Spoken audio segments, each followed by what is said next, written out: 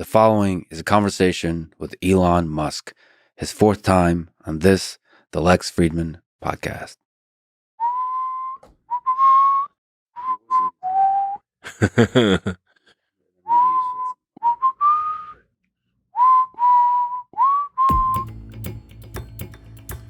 thought you were going to finish it.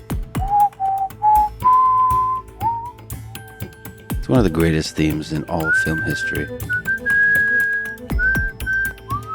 Yeah, that's great.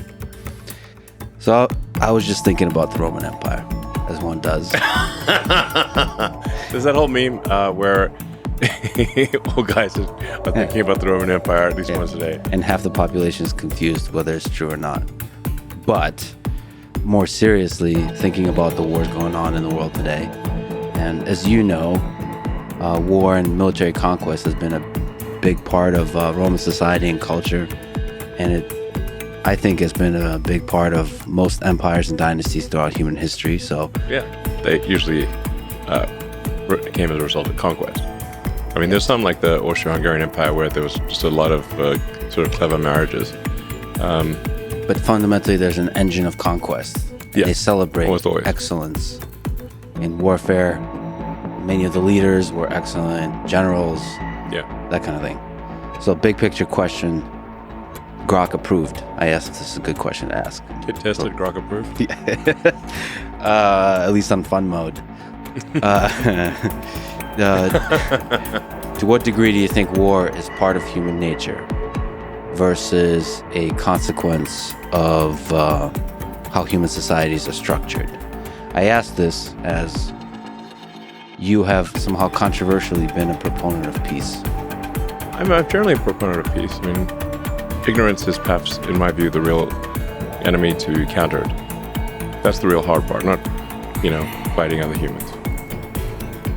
But all creatures fight. I mean, the jungle is you look at people think of this nature as perhaps some sort of peaceful thing, but in fact it is not. There's some quite funny Werner Herzog thing where he's like in the jungle, like saying that it's like basically just murder and death in every direction. I mean, the plants and animals in the jungle are constantly trying to kill each other every single day, every minute. So it's not like we're unusual in that respect. Well, there's a relevant question here, whether with greater intelligence comes greater control over these base instincts for violence. Yes. We have much more of an ability to control our limbic instinct for violence than, say, a chimpanzee. And in fact, if one looks at, say, the chimpanzee society, it is not friendly. I mean, the bonobos are an exception. But chimpanzee society is filled with violence, and it's quite horrific, frankly. That's our limbic system in action. Like, you don't want to be on the wrong side of a chimpanzee. It'll eat your face off and tear your nuts off. Yeah, basically there's no limits or ethics or... the Romans had just war. There's no just war in chimpanzee societies. Is war and dominance by any means necessary? Yeah, chimpanzee society is like a primitive version of human society. They're not like peace-loving, basically, at all. There's extreme violence. And then once in a while, somebody who's watched too many Disney movies decides to raise a chimpanzee as a pet. And then that eats their face or rips their nuts off or chews their fingers off, that kind of thing. Yeah. It's happened several times. Ripping your nuts off is an interesting strategy for interaction. It's happened to people. It's unfortunate. Like, that's, I guess, one way to ensure that the other chimp doesn't, contribute to the gene pool. Well, from a martial arts perspective, it's a fascinating strategy. the nut ripper. I wonder which of the martial arts teaches that. I think it's safe to say if somebody's got your nuts in their hands and has the option of ripping them off, you will be amenable to whatever they want. Yeah, safe to say. So, like I said, somehow controversially, you've been a proponent of peace on Twitter, on X. Yeah. So let me ask you about the wars going on today and to see what the path to peace could be. How do you hope the current war in Israel and Gaza comes to an end? What path do you see that can minimize human suffering in the long term in that part of the world? Well, I think that that part of the world is definitely like if you look up there is no easy answer in the dictionary. It'll be that like the picture of the Middle East, in Israel especially. So there is no easy answer. Or what this is strictly my opinion of is that the goal of Hamas was to provoke an overreaction from Israel. They obviously do not expect to, have a military victory, but they really wanted to commit the worst atrocities that they could in order to provoke the most aggressive response possible from Israel, and then leverage that aggressive response to rally Muslims worldwide for the cause of Gaza and Palestine, which they have succeeded in doing. So the counterintuitive thing here, I think that the thing that I think should be done, even though it is very difficult, is that I would recommend that Israel engage in the most conspicuous acts of kindness possible. Everything. That is the actual thing that would thwart the goal of Hamas. So in some sense, the degree that makes sense in geopolitics, turn the other cheek, implemented. It's not exactly turn the other cheek, because I do think that there's, I think it is appropriate for Israel to find the Hamas members and, either kill them or incarcerate them. Like that something has to be done because they're just going to keep coming otherwise. But in addition to that, they need to do whatever they can. There's some talk of establishing, for example, a mobile hospital. I'd recommend doing that. Just making sure that there's food, water, medical necessities, and just be over the top about it and be very transparent, so that people can't claim it's a trick. Like just put a webcam on the thing, all 24/7. Deploy acts of kindness. Yeah, conspicuous acts of kindness that are unequivocal, meaning they can't be somehow, because Hamas will then their response will be, "Oh, it's a trick." Mm-hmm. Therefore, you have to counter how is it not a trick. This ultimately fights the broader force of hatred in the region. Yes. And I'm not sure who said it. It's an apocryphal saying, but an eye for an eye makes everyone blind. Now that neck of the woods, they really believe in the whole eye for an eye thing. But I mean, you really have, if you're not going to just outright commit genocide, like against an entire people, which obviously would not be acceptable to really shouldn't be acceptable to anyone, then you're going to leave basically a lot of people alive who subsequently, hate Israel. So really the question is like, how, for every Hamas member that you kill, how many did you create? Mm-hmm.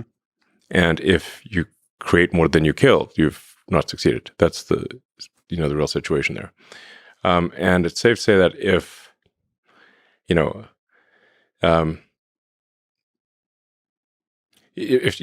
you kill somebody's child in Gaza,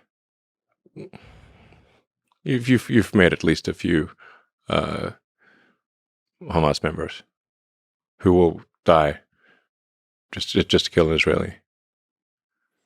That's the situation. So,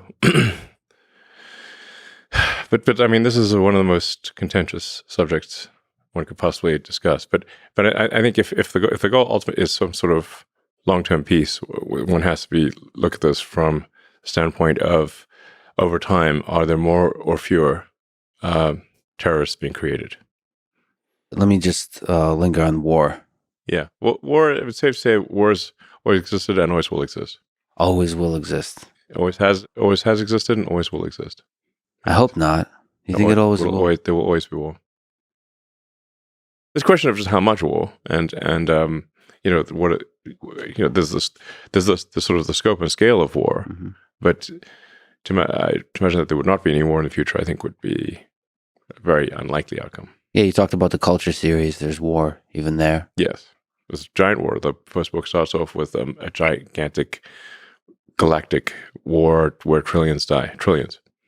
But it still nevertheless protects these pockets of flourishing. Somehow you can have galactic war and still have pockets of flourishing. Yeah, I mean, it's. I guess if we are able to one day expand to, fill the galaxy or whatever, there will be a galactic war at some point. The scale. I mean, the scale of war has been increasing. It's like a race between the scale of suffering and the scale of flourishing. Yes. A lot of people seem to be using this tragedy to beat the drums of war and feed the military-industrial complex. Do you worry about this? The people who are rooting for escalation, and how can it be stopped?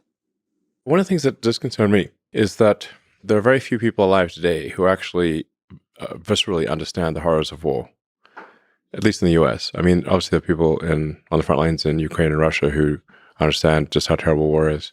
But how many people in the West understand it? My grandfather was in World War II. He was severely traumatized. He was there, I think, for almost 6 years in East and North Africa and Italy. All his friends were killed in front of him, and he would have died too, except they randomly gave some, I guess, IQ test or something, and he scored very high. Now, he was not an officer. He was, I think, a corporal or a sergeant or something like that, because he didn't finish high school. He had to drop out of high school because his dad died, and he had to work to support his siblings. So because he didn't graduate high school, he was not eligible for the officer corps. So, he kind of got put into the cannon fodder category, basically. But then randomly they gave him this test. He was transferred to British intelligence in London. That's where he met my grandmother. But he had PTSD next level. I mean, just didn't talk. And if you tried talking to him, he'd just tell you to shut up. And he won a bunch of medals. Never bragged about it once. Not even hinted. Nothing. I found out about it because his military records were online. That's how I know. So he would say no way in hell do you want to do that again. But how many people? Now he obviously he died 20 years ago or longer, actually 30 years ago. How many people are alive that remember World War II? Not many. And the same perhaps applies to the threat of nuclear war.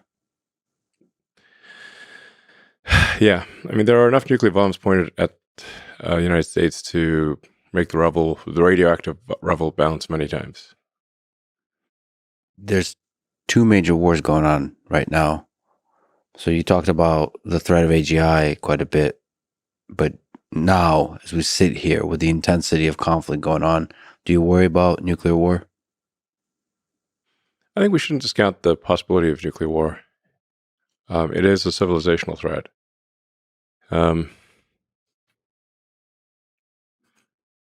Right now, I could be wrong, but I think the current probability of nuclear war is quite low. But there are a lot of nukes pointed at us. And we have a lot of nukes pointed at other people. They're still there. Nobody's put their guns away. The missiles are still in the silos. And the leaders don't seem to be the ones with the nukes talking to each other. No.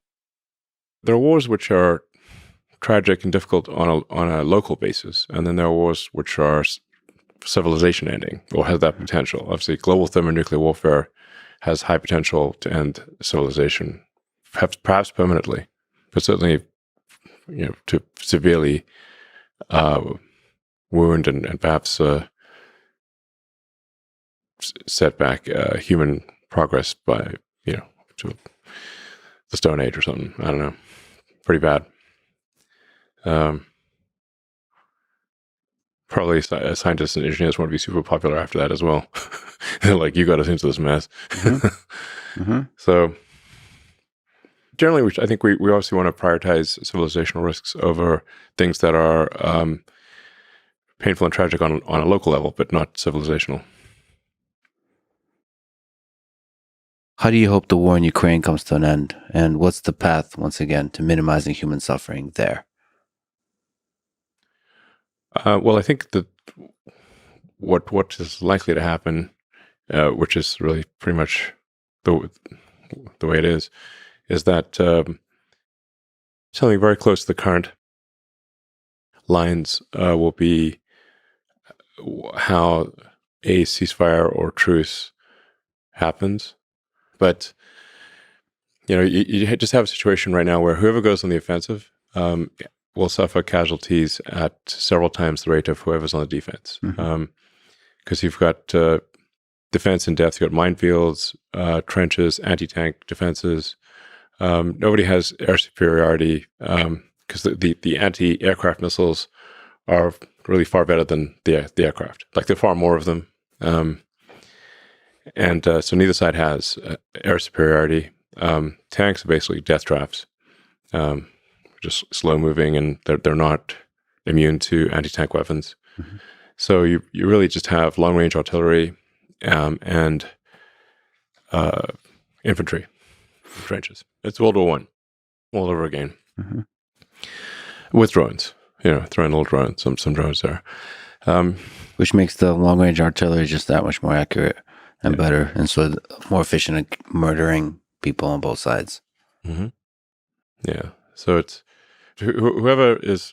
You don't want to be trying to advance from either side, because the probability of dying is incredibly high.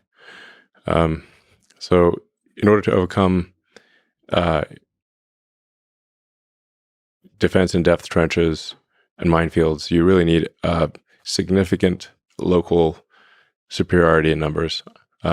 Ideally combined arms, where you do a fast attack with aircraft, a concentrated number of tanks, and a lot of people. That's the only way you're going to punch through a line.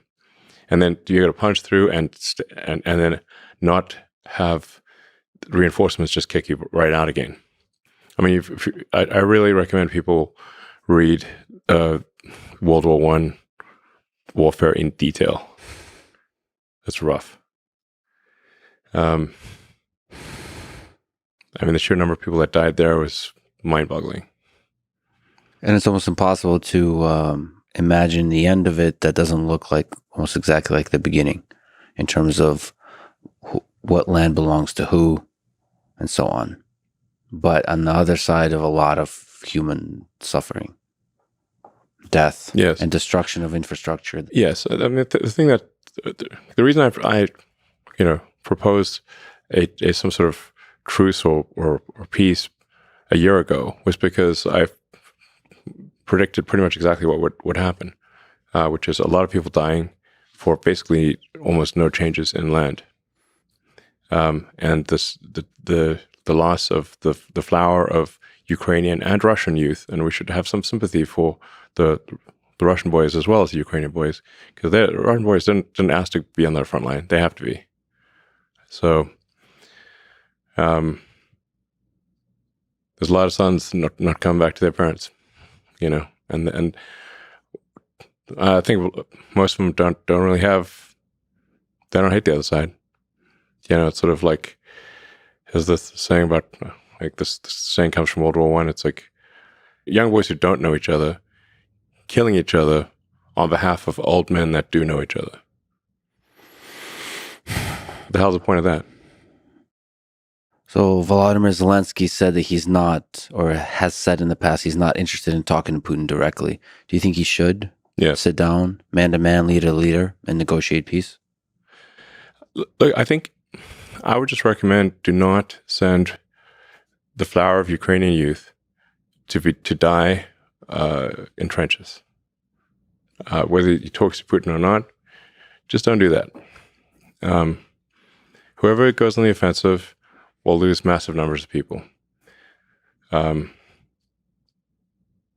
history will not look kindly upon them.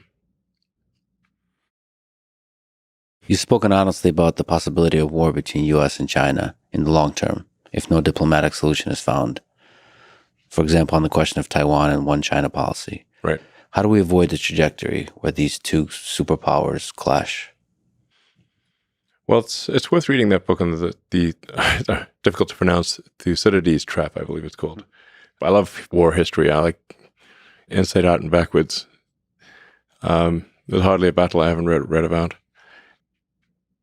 And trying to figure out like what really was the cause of victory in any particular case, as opposed to what one side or another claimed was the reason. Both the victory and what sparked the war and Yeah. the whole thing. Yeah. So that Athens and Sparta is a classic case. The thing about the Greeks is they really wrote down a lot of stuff. They loved writing. There are lots of interesting things that happened in many parts of the world, but people just didn't write it down. So we don't know what happened, or they didn't really write in detail. They just would say like, we had a battle and we won. And like, well, what? Can you add a bit more? The Greeks, they really wrote a lot. They were very articulate on it. They just love writing. So, and we have a bunch of that writing that's preserved. So we know what led up to the Peloponnesian War between the Spartan and Athenian alliance. And we know that they saw it coming.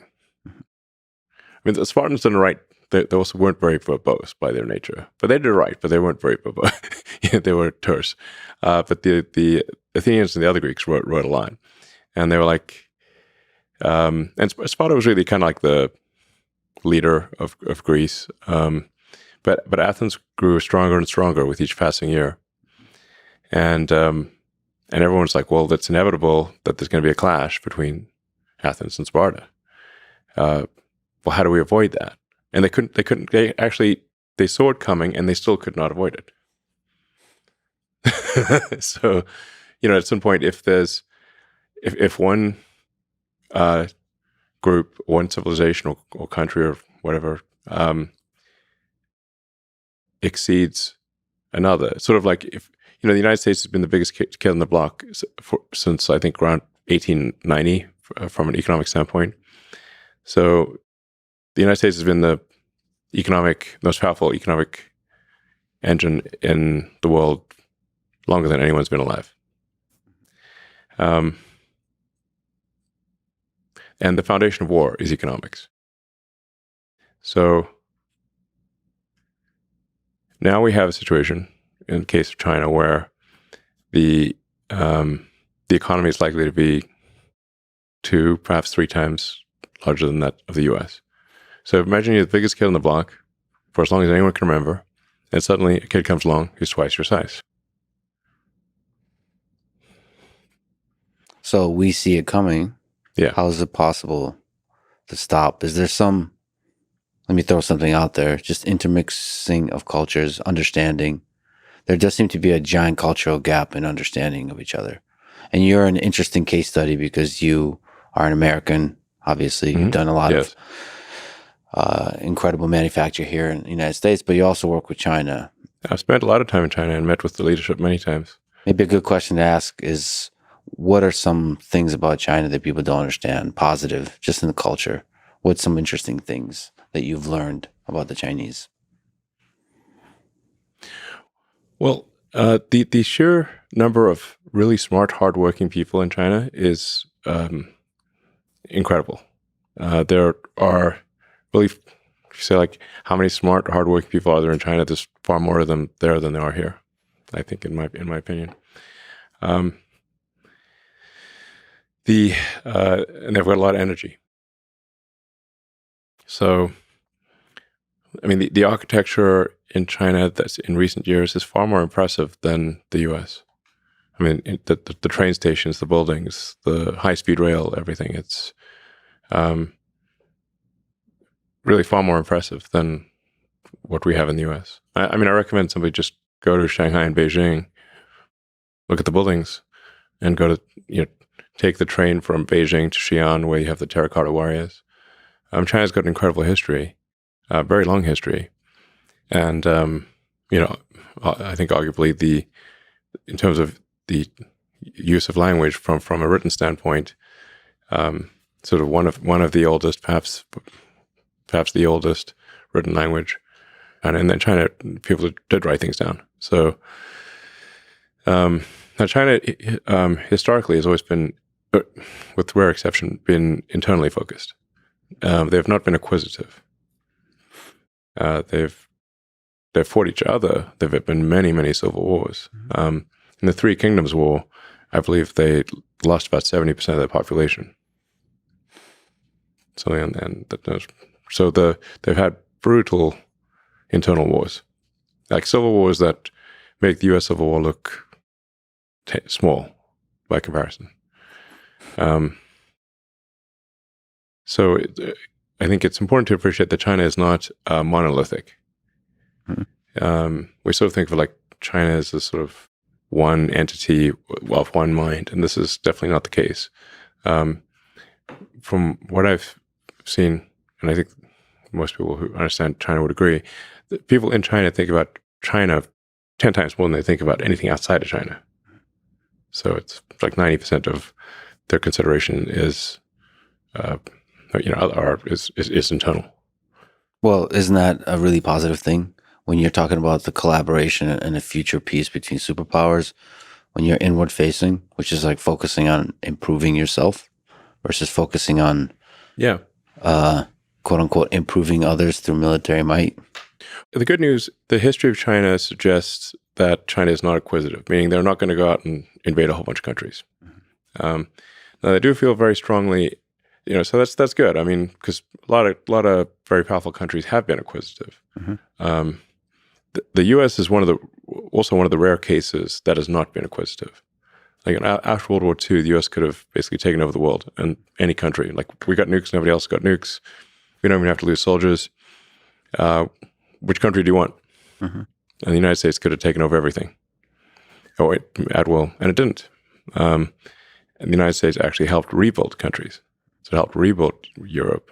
Helped rebuild Japan. This is very unusual behavior, almost unprecedented. The U.S. did conspicuous acts of kindness, like the Berlin airlift. And I think it's always like, well, America's done bad things. Well, of course, America's done bad things, but one needs to look at the whole track record.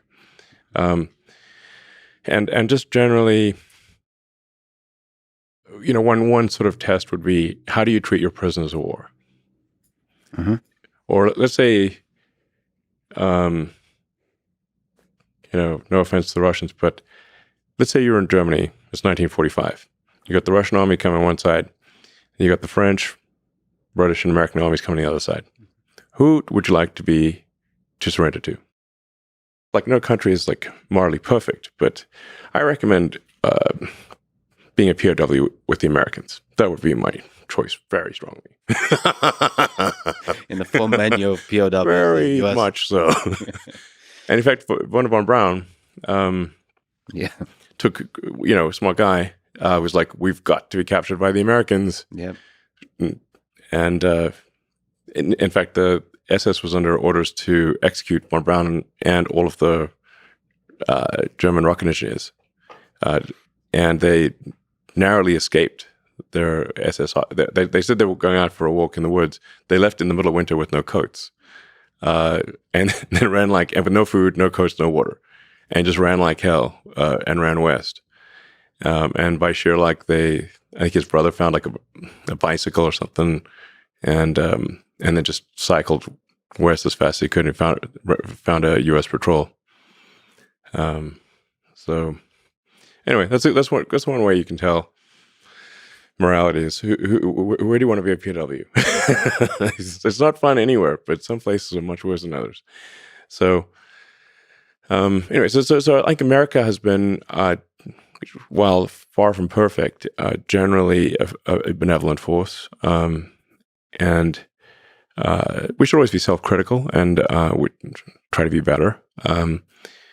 But anyone with half a brain knows that.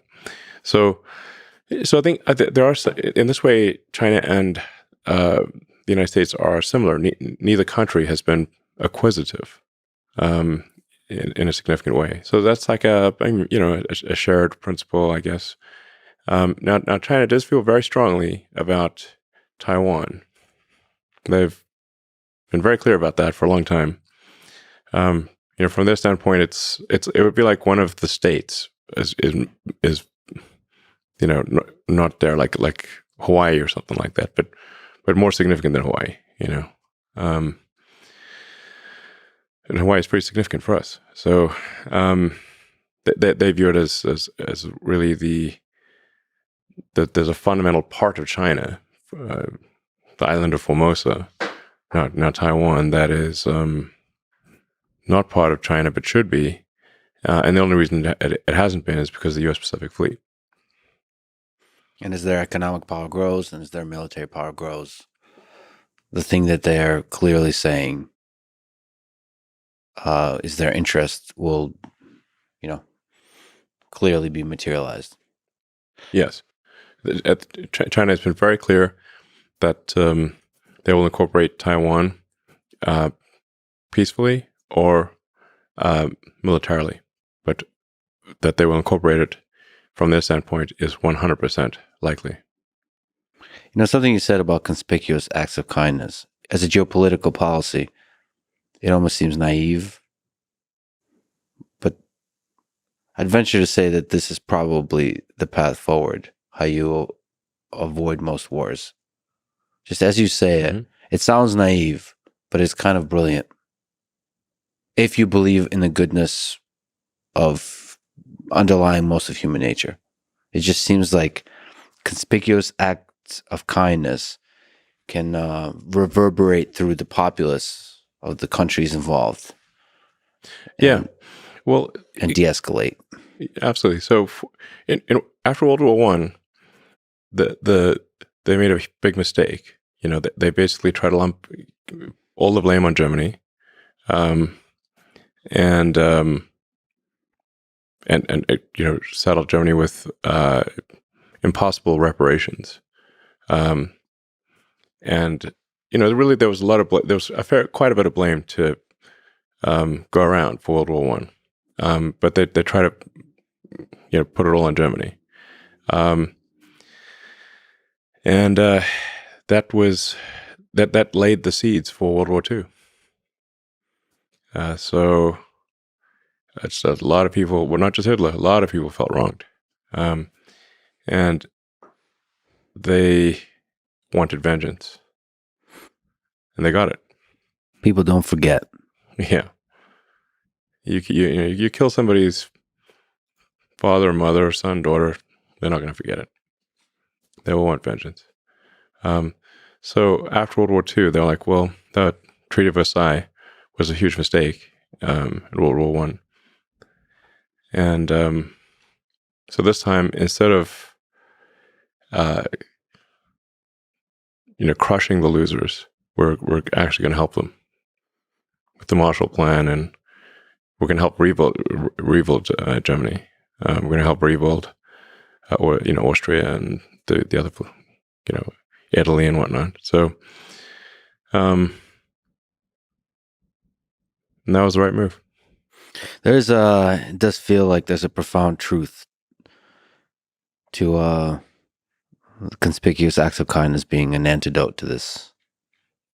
Something must stop the cycle of reciprocal violence. Something must stop it, or it will, it'll never stop. Just eye for an eye, tooth for a tooth, limb for a limb, life for a life, forever and ever. To escape briefly the darkness with some incredible engineering work.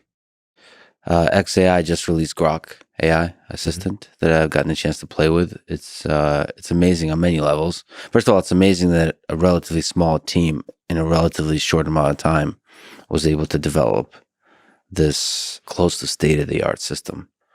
Another incredible thing is there's a regular mode and there's a fun mode. Yeah, I guess I'm to blame for that one. I wish everything in life had a fun mode. Yeah. There's something compelling beyond just fun about the fun mode, interacting with a large language model. I'm not sure exactly what it is because I've only had a little bit of time to play with it, but it just makes it more interesting, more vibrant to interact with the system. Yeah, absolutely. Our our AI Grok is modeled after the Hitchhiker's Guide to the Galaxy, which is one of my favorite books. It's a book on philosophy disguised as a book on humor. And I would say that forms the basis of my philosophy, which is that we don't know the meaning of life, but the more we can expand the scope and scale of consciousness, digital and biological, the more we're able to understand what questions to ask about the answer that is the universe.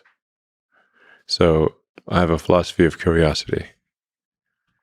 There is generally a feeling like this AI system has an outward looking, like the way you are, like sitting with a good friend, looking up at the stars, like asking podhead like questions about the universe, wondering what it's all about, the curiosity you talk about.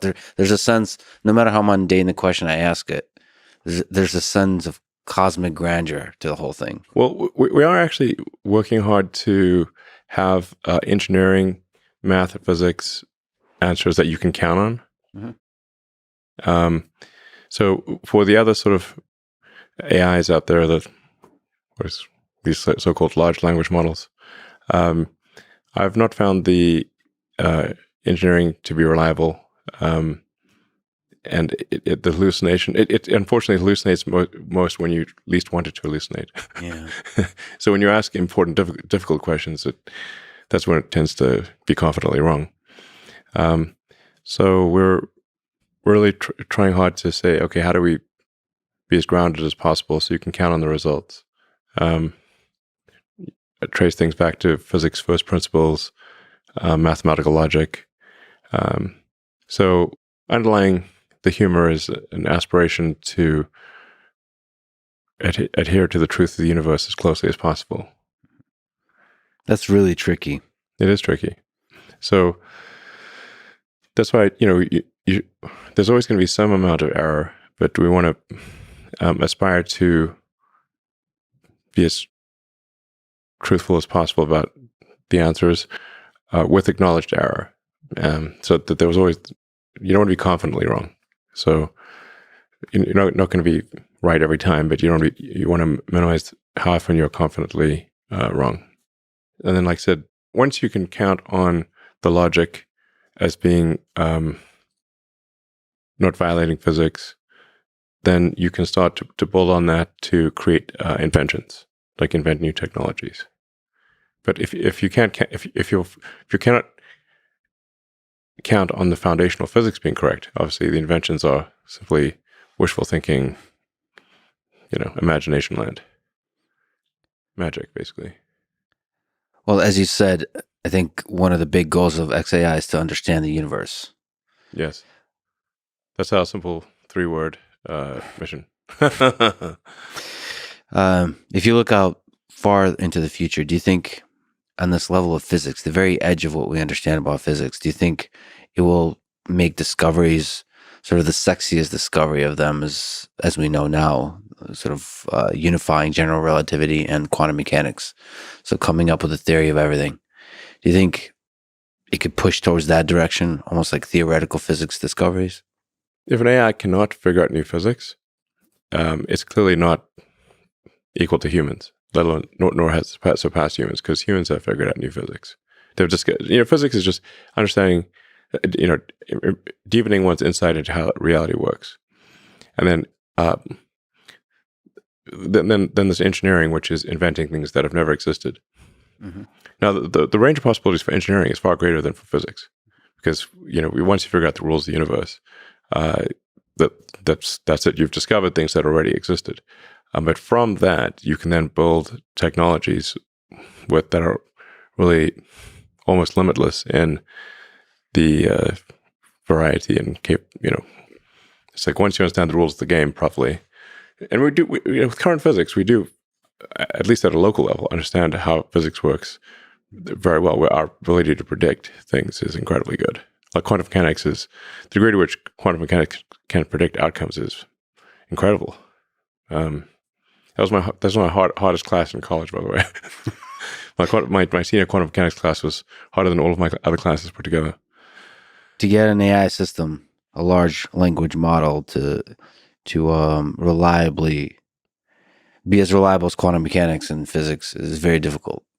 Yeah, you have to test any conclusions against the ground truth of reality. Reality is the ultimate judge. Like physics is the law, everything else is a recommendation. I've seen plenty of people break the laws made by man, but none break the laws made by physics. Yeah, it's a good test, actually. If this LLM understands and matches physics, then you can more reliably trust whatever it thinks about the current state of politics in some sense. And it's also not the case currently that even that its internal logic is not consistent. So especially with the approach of like just predicting a token, predict token, it's like a vector sum. You know, you're summing up a bunch of vectors, but you can get drift. So as those, a little bit of error adds up, and by the time you are many tokens down the path, it doesn't make any sense. So it has to be somehow self-aware about the drift. It has to be self-aware about the drift, and then look at the thing as a gestalt, as a whole, and say, does it have coherence as a whole? So, you know, when authors write books, that they will write the book and then they'll go and revise it, you know, taking into account, you know, all the end and the beginning and the middle, and rewrite it to achieve coherence, so that it doesn't end up in a nonsensical place. Maybe the process of revising is what reasoning is, and then that's the process of revising is how you get closer and closer to truth. Maybe you like at least I approach it that way. You just say a bunch of bullshit first, and then you get it better. You start at bullshit, and then you get create a draft, and then you iterate on that draft until it has coherence, until it all adds up, basically. So another question about theory of everything, but for intelligence. Do you think there exists, as you're exploring this with XAI, creating this intelligence system, do you think there is a theory of intelligence where you get to understand what is the I in AGI and what is the I in human intelligence? There's no I in Team America. Oh wait, there is. No, it's going to be stuck in my head now. Yeah. There's no me and whatever. In quantum mechanics. Oh, wait. I mean, is that part of the process of discovering, understanding the universe, is understanding intelligence? Yeah. Yeah, I think we need to understand intelligence, understand consciousness. I mean, there are some sort of fundamental questions of like, what is thought? What is emotion? Yeah. Is it really just one atom bumping into another atom? It feels like something more than that. So I think we're probably missing some really big things. Like some really big things. Something that'll be obvious in retrospect. Yes. Like there's a giant, like you put the whole consciousness, emotion. Well, some people would call it like a soul, you know, in religion, it'd be a soul. Like you feel like you're you, right? I mean, you don't feel like you're just a collection of atoms. But on what dimension does thought exist? What dimension do emotions exist? We feel them very strongly. I suspect there's more to it than atoms bumping into atoms. And maybe AI can pave the path to the discovery of whatever the hell that thing is. Yeah. What is consciousness? Like when you put the atoms in a particular shape, why are they able to form thoughts and take actions and feelings? And even if it is an illusion, why is this illusion so compelling? Yeah. Like why does this illusion exist? Yeah. On what plane does this illusion exist? Yeah. And sometimes I wonder, is, you know, either perhaps everything's conscious or nothing is conscious. One of the two. I like the former. Everything conscious just seems more fun. It does seem more fun, yes. But we're composed of atoms, and those atoms are composed of quarks and leptons. And those quarks and leptons have been around since the beginning of the universe. the beginning of the universe. Right. What seems to be the beginning of the universe. The first time we talked, you said which is surreal to think that this discussion was happening is becoming a reality. I asked you what question would you ask an AGI system once you create it, and you said, "What's outside the simulation?" is the question. And good question. Yeah. But it seems like with Grok, you started literally the system's goal is to be able to ask such questions, to answer such questions, and to ask such questions. Where are the aliens? Or the aliens? That's one of the Fermi paradox question. A lot of people have asked me if I've seen any evidence of aliens, and I haven't, which is kind of concerning because then I think I'd probably prefer to at least have seen some archaeological evidence of aliens. To the best of my knowledge, there is no proof. I'm not aware of any evidence of aliens. If they're out there, they're very subtle. We might just be the only consciousness, at least in the galaxy. And if you look at, say, the history of Earth, if one is to believe the archaeological record, Earth is about 4.5 billion years old. Civilization, as measured from the first writing, is only about 5,000 years old. We have to give some credit there to the ancient Sumerians, who aren't around anymore.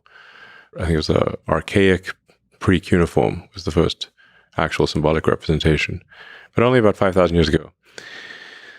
I think that's a good date for when we'd say civilization started. That's 1/1,000,000th of Earth's existence. So civilization has been around. It's really a flash in the pan so far. And why did it take so long? For 4.5 billion years. For the vast majority of that time, there was no life, and then there was archaic bacteria for a very long time. And then, you had mitochondria get captured, multicellular life, differentiation into plants and animals, life moving from the oceans to land, mammals, higher brain functions. And the sun is expanding slowly, but it will overheat. It will heat the Earth up at some point in the future, boil the oceans, and Earth will become like Venus, where no life as we know it is impossible. So if we do not become multiplanetary and ultimately go beyond our solar system, annihilation of all life on Earth is a certainty. A certainty. And it could be as little as, on the galactic timescale, 500 million years. It's a long time by human standards, but that's only 10% longer than Earth has been around at all. Mm-hmm. So if life had taken 10% longer to evolve on Earth, it wouldn't exist at all. We got a deadline coming up. Yeah. Better hurry. But that said, as you said, humans, intelligent life on Earth developed a lot of cool stuff very quickly. So yes. It seems like becoming a multiplanetary is almost inevitable, unless we destroy. We need to do it. It's not. I mean, I suspect that there. If we are able to go out there and explore other star systems, there's a good chance we find a whole bunch of long dead one planet civilizations. Yeah, that never made it past their home planet. That's so sad.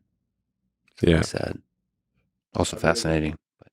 I mean, there are various explanations for the Fermi paradox, and one is the sort of there are these great filters which civilizations don't pass through, and one of those great filters is: do you become a multi-planet civilization or not? And if you don't, it's simply a matter of time before something happens on your planet, either natural or man-made, that causes us to die out, like the dinosaurs. Where are they now? They didn't have spaceships.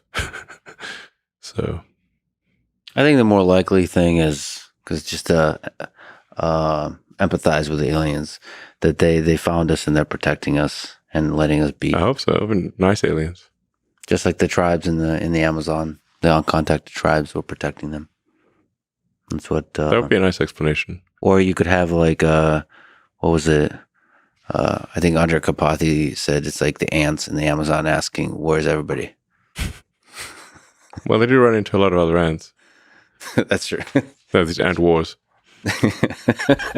Sounds like a good TV show. Yeah, they literally have these big wars between various ants. Yeah, maybe I'm just dismissing all the different diversity of ants. You should listen to that Werner Herzog talking about the jungle. It's really hilarious. Have you heard it? No, I have not. It's awesome. But Werner Herzog as a way. You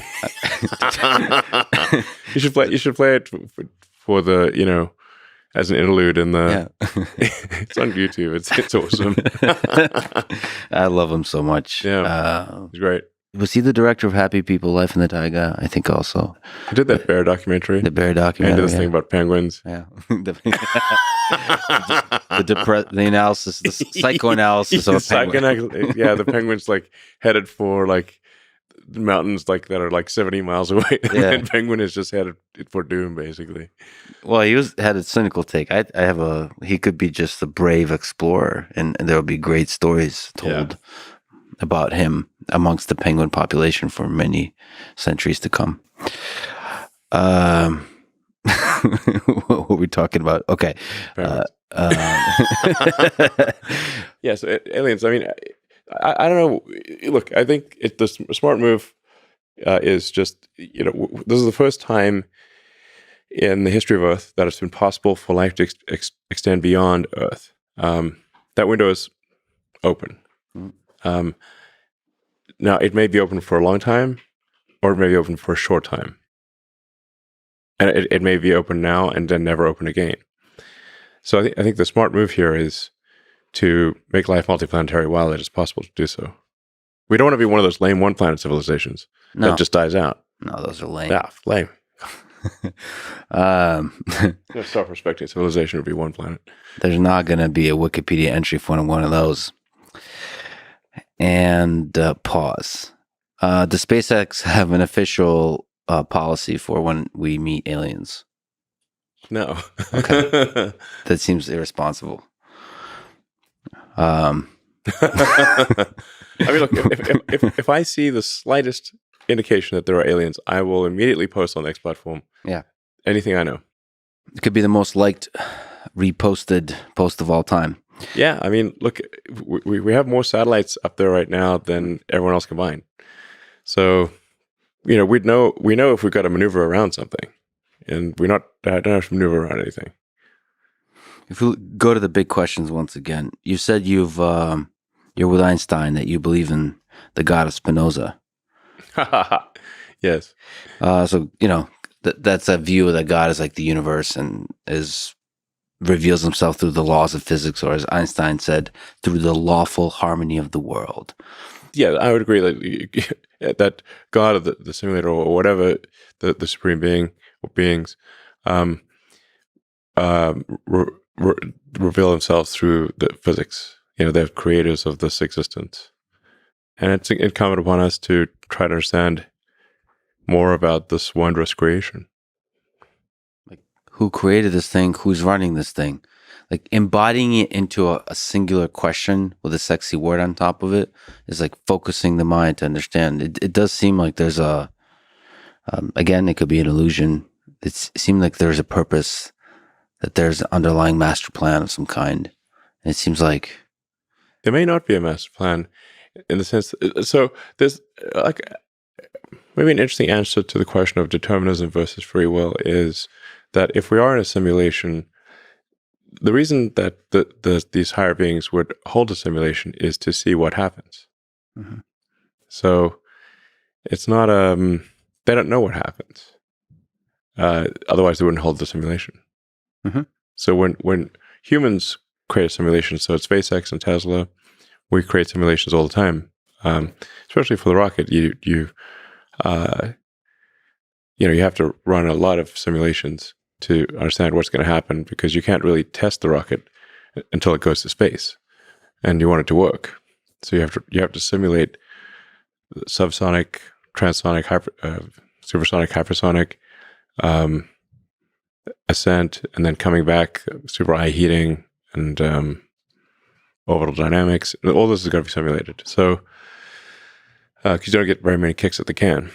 But we run the simulations to see what happens. Not if we knew what happens, we wouldn't run the simulation. Mm-hmm. So if there's whoever created this existence is they're running it because they don't know what's going to happen, not because they do. So maybe we both played Diablo. Maybe Diablo was created to see if a druid, your character, could defeat Uber Lilith at the end. They didn't know. Well, the funny thing is that Uber Lilith, her title is Hatred Incarnate. Yeah. And right now, I guess you can ask the Diablo team, but it's almost impossible to defeat hatred in the Eternal Realm. Yeah, you've streamed yourself dominating Tier 100 Nightmare Dungeons. And still... I can cruise through Tier 100 Nightmare Dungeons like a stroll in the park. Mm-hmm. And still you're defeated by hatred. Yeah, I can... There's the sort of, I guess maybe the second hardest boss is Duriel. Duriel can't even scratch the paint. Mm-hmm. So I killed Duriel so many times. And every other boss in the game, all of them, kill him so many times, it's easy. But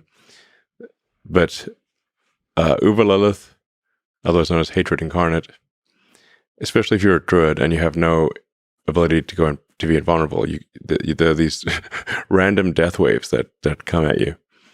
And I'm pretty, admittedly I'm 52, so my reflexes are not what they used to be, but I have a lifetime of playing video games. At one point I was, maybe one of the best Quake players in the world. I actually won money in what I think was the first paid esports tournament in the US. We're doing 4-person Quake tournaments, and we came second. I was the second best person on the team, and the actual best person we were actually winning. We would go to come first, except the best person on the team, his computer crashed halfway through the game, so we came second.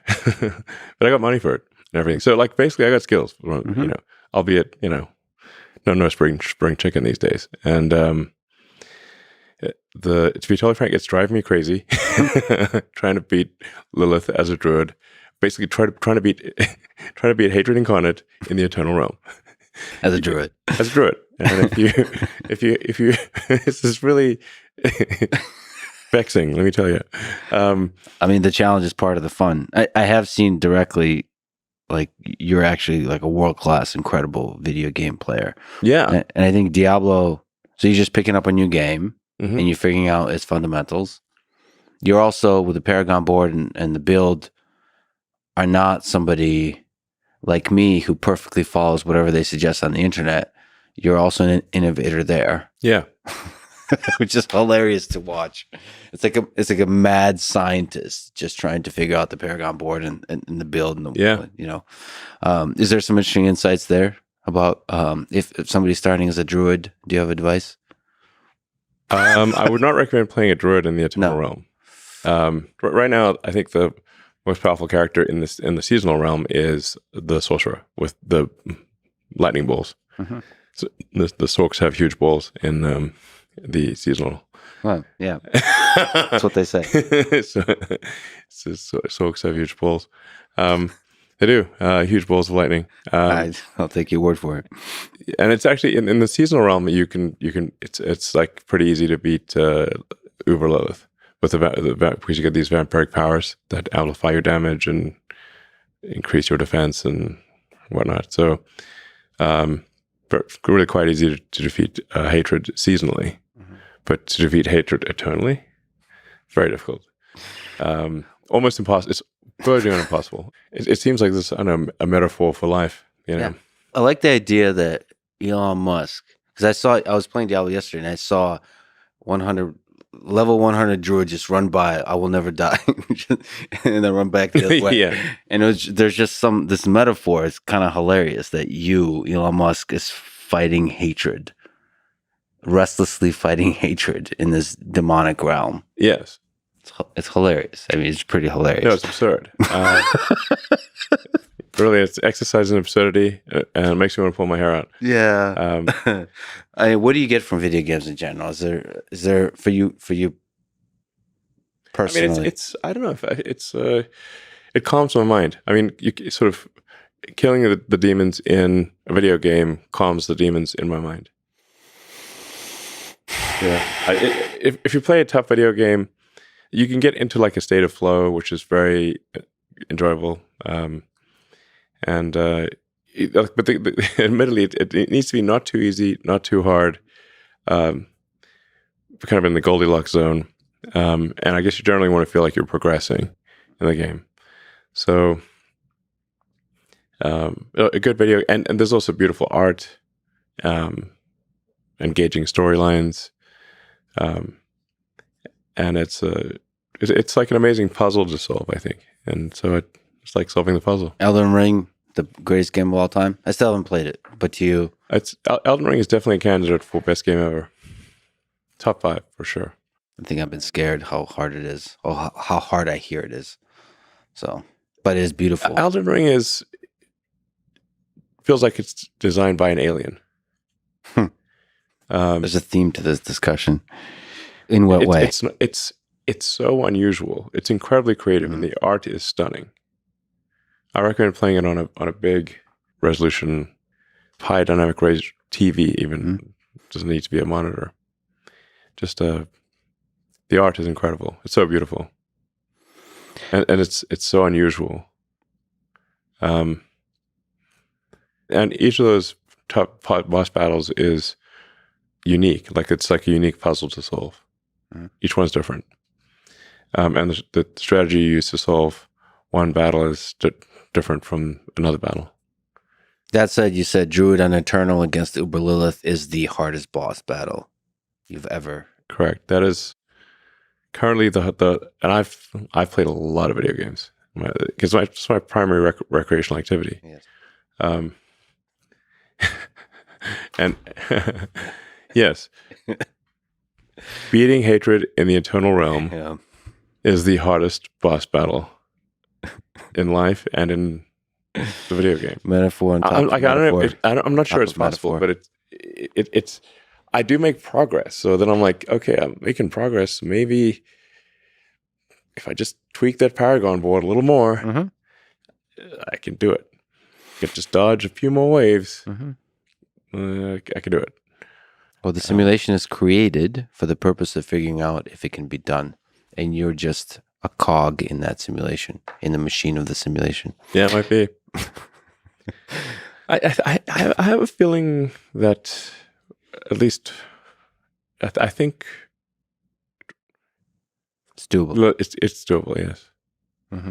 Well, that's the human spirit right there, to believe. Yeah. I mean, it did prompt me to think about just hate in general, which is, you want to be careful of one of those things where you wish for something that sounds good, but if you get it, it's actually a dystopian situation. So, you could sort of run a hypothesis of like, if you wish for world peace, sounds good, but how is it enforced? And at what cost is it? At what cost eternal peace? It might actually be worse to have eternal peace because of what that would entail. The suppression of everyone. It might be the suppression of progress. It might be an ossified society that never changes. What I'm saying is that there is an argument that if you wish for no war, you should be careful what you wish for. Because what's required in order for there to be no war might be worse than a little war. Yeah, the things we consider to be flaws of human civilization might be necessary components for whatever optimal looks like. Do you worry about AI, AGI enabling a dystopian state of this nature? Whether it's 1984 with surveillance and fear, or Brave New World with pleasure? And what is it? Lots of sex, but no deep human experience. You know, there's actually a real drug called Soma. There And is. yes. I'm Let me take notes. Did they actually Does name Grok it know about it? No, he probably will go to Brave New World. We could ask it. What would be the question? Tell us about the drug called Soma.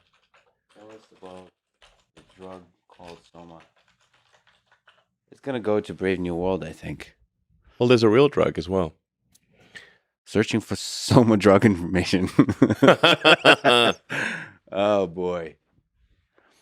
Soma, the wonder drug. By the way, I'm in fun mode. Oh, okay, fine. Yeah, so it's talking about the real drug. Oh, it's a muscle relaxant that's been around since the 1950s. It's used to treat muscle pain and discomfort, and it does this by altering the activity between neurons and the spinal cord. Now, Soma isn't just a pain reliever. It's also a bit of a sedative. It can make you feel a bit drowsy, so it's not something to take if you're planning on operating heavy machinery or trying to solve complex math equations. And it goes on and on. In conclusion, Soma is a drug that can be helpful for those dealing with muscle pain, but it's not without its risks. Pretty good. Oh, wait a minute. That's the real drug it's talking about. That's the real drug. Yeah. And of course, the fun is always use it responsibly in accordance with the advice of a healthcare professional. And remember, in the end, the universe is probably just a giant computer simulation, so don't take anything too seriously. I love it. I love it. I love it. I love it. Yeah. So. Oh, and also really nicely includes like the tweets, posts on X that are relevant to this, which is really cool. Yeah. It like integrates everything together. Yeah. Like the interface is one of the really cool things here. Yeah. Seems done a great job. So, and you could say no, I mean Soma from Brave New World, because it thinks you mean Soma the real drug. Yeah. No, I mean Soma from Brave New World. It's gonna be like, oops, I'm really sorry. I'm really surprised it went to the real drug first. My apologies. I was thinking of the muscle relaxant. Soma for Brave New World is a different beast altogether.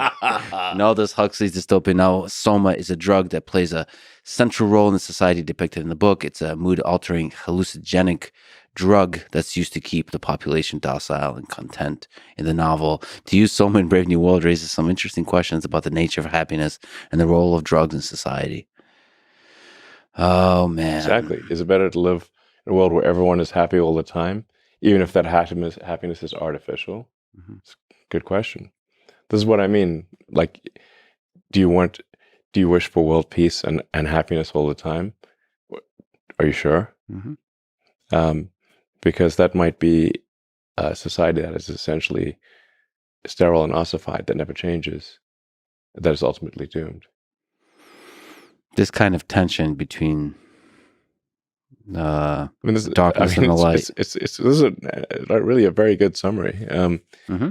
It really gets to the point. This is not simply regurgitating Brave New World. It's actually getting to the salient element of Soma as a drug. Do you actually want to be in a situation where everyone is happy all the time, even though it's artificial? Or is it better to confront the challenges of life and experience the full range of human emotions, even if it means experiencing pain and suffering? For those listening, by the way, Elon just read directly from Grok, which is a really nice kind of insightful philosophical analysis of the tension here. Interesting. It pretty much nails it. In conclusion, Soma from Brave New World is a fictional drug that is used to explore some deep philosophical questions about the nature of happiness and the role of drugs in society. It's a powerful symbol of the dangers of using drugs to escape from reality and the importance of confronting the challenges of life head on. Nailed it. And the crazy thing is, we do have a real drug called Soma, which kind of is kind of like the drug in the book. And I'm like, they must have named it after or something. Probably. Yeah. Soma, the real drug, is quite effective on back pain. So you know about this drug? I've taken it. It's fascinating. Okay. Because I had a squashed disc in my C5, C6. So it takes the physical pain away, but Soma here It doesn't completely. It reduces the amount of pain you feel, but at the expense of mental acuity. Mm. It dulls your mind. just like the drug in the book. Just like the truck in the book. Yeah. And hence the trade-off. The thing that seems like utopia could be a dystopia after all. Yeah. And actually, I was talking to a friend of mine saying, like, would you really want there to be no hate in the world? Like, really none? Like, I wonder why hate evolved. I'm not saying we should amplify hate, of course. I think we should try to minimize it. But none at all? There might be a reason for hate. And suffering. I mean, it's really complicated to consider that some amount of human suffering is necessary for human flourishing. Is it possible to appreciate the highs without knowing the lows? And that all is summarized there in a single statement from Grok. Okay. No highs, no lows. Who knows?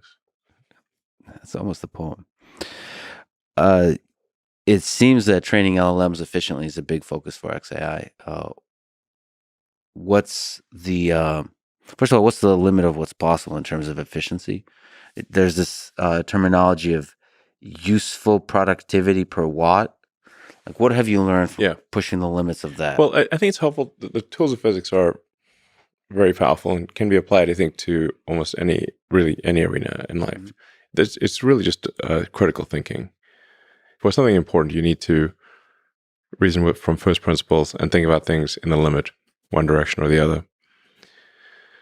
So, in the limit, even at the Kardashev scale, meaning even if you harness the entire power of the sun, you will still care about useful compute per watt.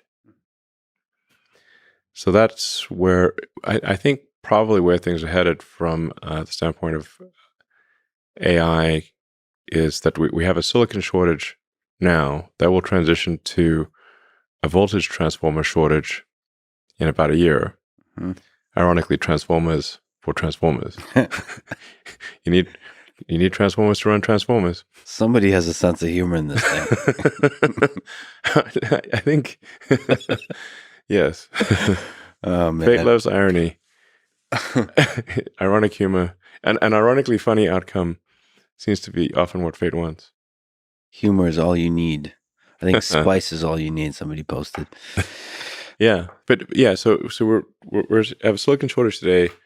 A voltage step down transformer shortage probably in about a year, and then just electricity shortages in general in about 2 years. I gave a speech for the sort of world gathering of utility companies, electricity companies. Mm-hmm. And I said, look, you really need to prepare for a tripling of electricity demand. Because all transport is going to go electric with the ironic exception of rockets. And heating will also go electric. So energy usage right now is roughly 1/3, very rough terms, 1/3 electricity, 1/3 transport, 1/3 heating. And so in order for everything to go sustainable, to go electric, you need to triple electricity output. So I encourage the utilities to build more power plants and also to probably have, well, not probably, they should definitely buy more batteries, because the grid currently is sized for real-time load, which is kind of crazy because, that means you got to size for whatever the peak electricity demand is, like the worst second or the worst day of the year, mm-hmm. or you can have a brownout or a blackout. And we had that crazy blackout for several days in Austin. So because there's almost no buffering of energy in the grid. Like if you've got a hydro power plant, you can buffer energy, but otherwise it's all real time. So with batteries, you can produce energy at night and use it during the day. So you can buffer. So I expect that there will be very heavy usage of batteries in the future, because the peak to trough ratio for power plants is anywhere from 2 to 5. So it's like lowest point to highest point. So like batteries are necessary to balance it out, but the demand, as you're saying, is going to grow. Yeah, and part of that is the compute. Yes. I mean, electrification. Electrification of transport and and electric heating will be much bigger than AI, at least in the short term. in the short term. But even for AI, you really have a growing demand for electricity for electric vehicles, and a growing demand for electricity to run the computers for AI. Mm-hmm. And so this is obviously going to lead to an electricity shortage. How difficult is the problem of, in this particular case, maximizing the useful productivity per watt for training neural nets? Like, this seems to be really where the big problem we're facing that needs to be solved is how to use the power efficiently. Like, what you've learned so far about applying this physics, first principle reasoning in this domain, how difficult is this problem? It will get solved. It's just a question of how long it takes to solve it. So at various points, there's a limit, some kind of limiting factor to progress. And with regard to AI, I'm saying like right now the limiting factor is silicon chips, and that we're gonna then have more chips than we can actually plug in and turn on, probably in about a year. The initial constraint being literally voltage step down transformers, because you've got power coming in at 300,000 volts, and it's got to step all the way down eventually to around 0.7 volts. So it's a very big amount of, the voltage step down is gigantic. So the industry is not used to rapid growth. Okay, let's talk about the competition here. You've shown concern about Google and Microsoft with OpenAI developing AGI. How can you help ensure with XAI and Tesla AI work that it doesn't become a competitive race to AGI, but instead is a collaborative development of safe AGI? Well, I mean, I've been pushing for some kind of regulatory oversight for a long time. I've been somewhat of a Cassandra on the subject for over a decade. I think we want to be very careful in how we develop AI. It's a great power, and with great power comes great responsibility. I think it would be wise for us to have at least an objective third party who can be like a referee that can go in and understand what the various leading players are doing with AI. And even if there's no enforcement ability, they can at least voice concerns publicly. Jeff Hinton, for example, left Google and he voiced strong concerns, but now he's not at Google anymore. So who's going to voice the concerns? So I think there's, Tesla gets a lot of regulatory oversight on the automotive front. I mean, we're subject to, I think, over 100 regulatory agencies domestically and internationally. It's a lot. You could fill this room with all the regulations that Tesla has to adhere to for automotive. Same is true for rockets and for currently the limiting factor for SpaceX for Starship launch is regulatory approval. The FAA has actually given their approval, but we're waiting for Fish and Wildlife to finish their analysis and give their approval. That's why I posted, I want to buy a fish license on, which also refers to the Monty Python sketch. Yeah. Like, why do you need a license for your fish? I don't know. But according to the rules, I'm told you need some sort of fish license or something. We effectively need a fish license to launch a rocket. And I'm like, wait a second. How did the fish come into this picture? Yeah. I mean, some of the things like that I feel like are so absurd that I want to do like a comedy sketch and flash at the bottom, this is all real. This is actually what happened.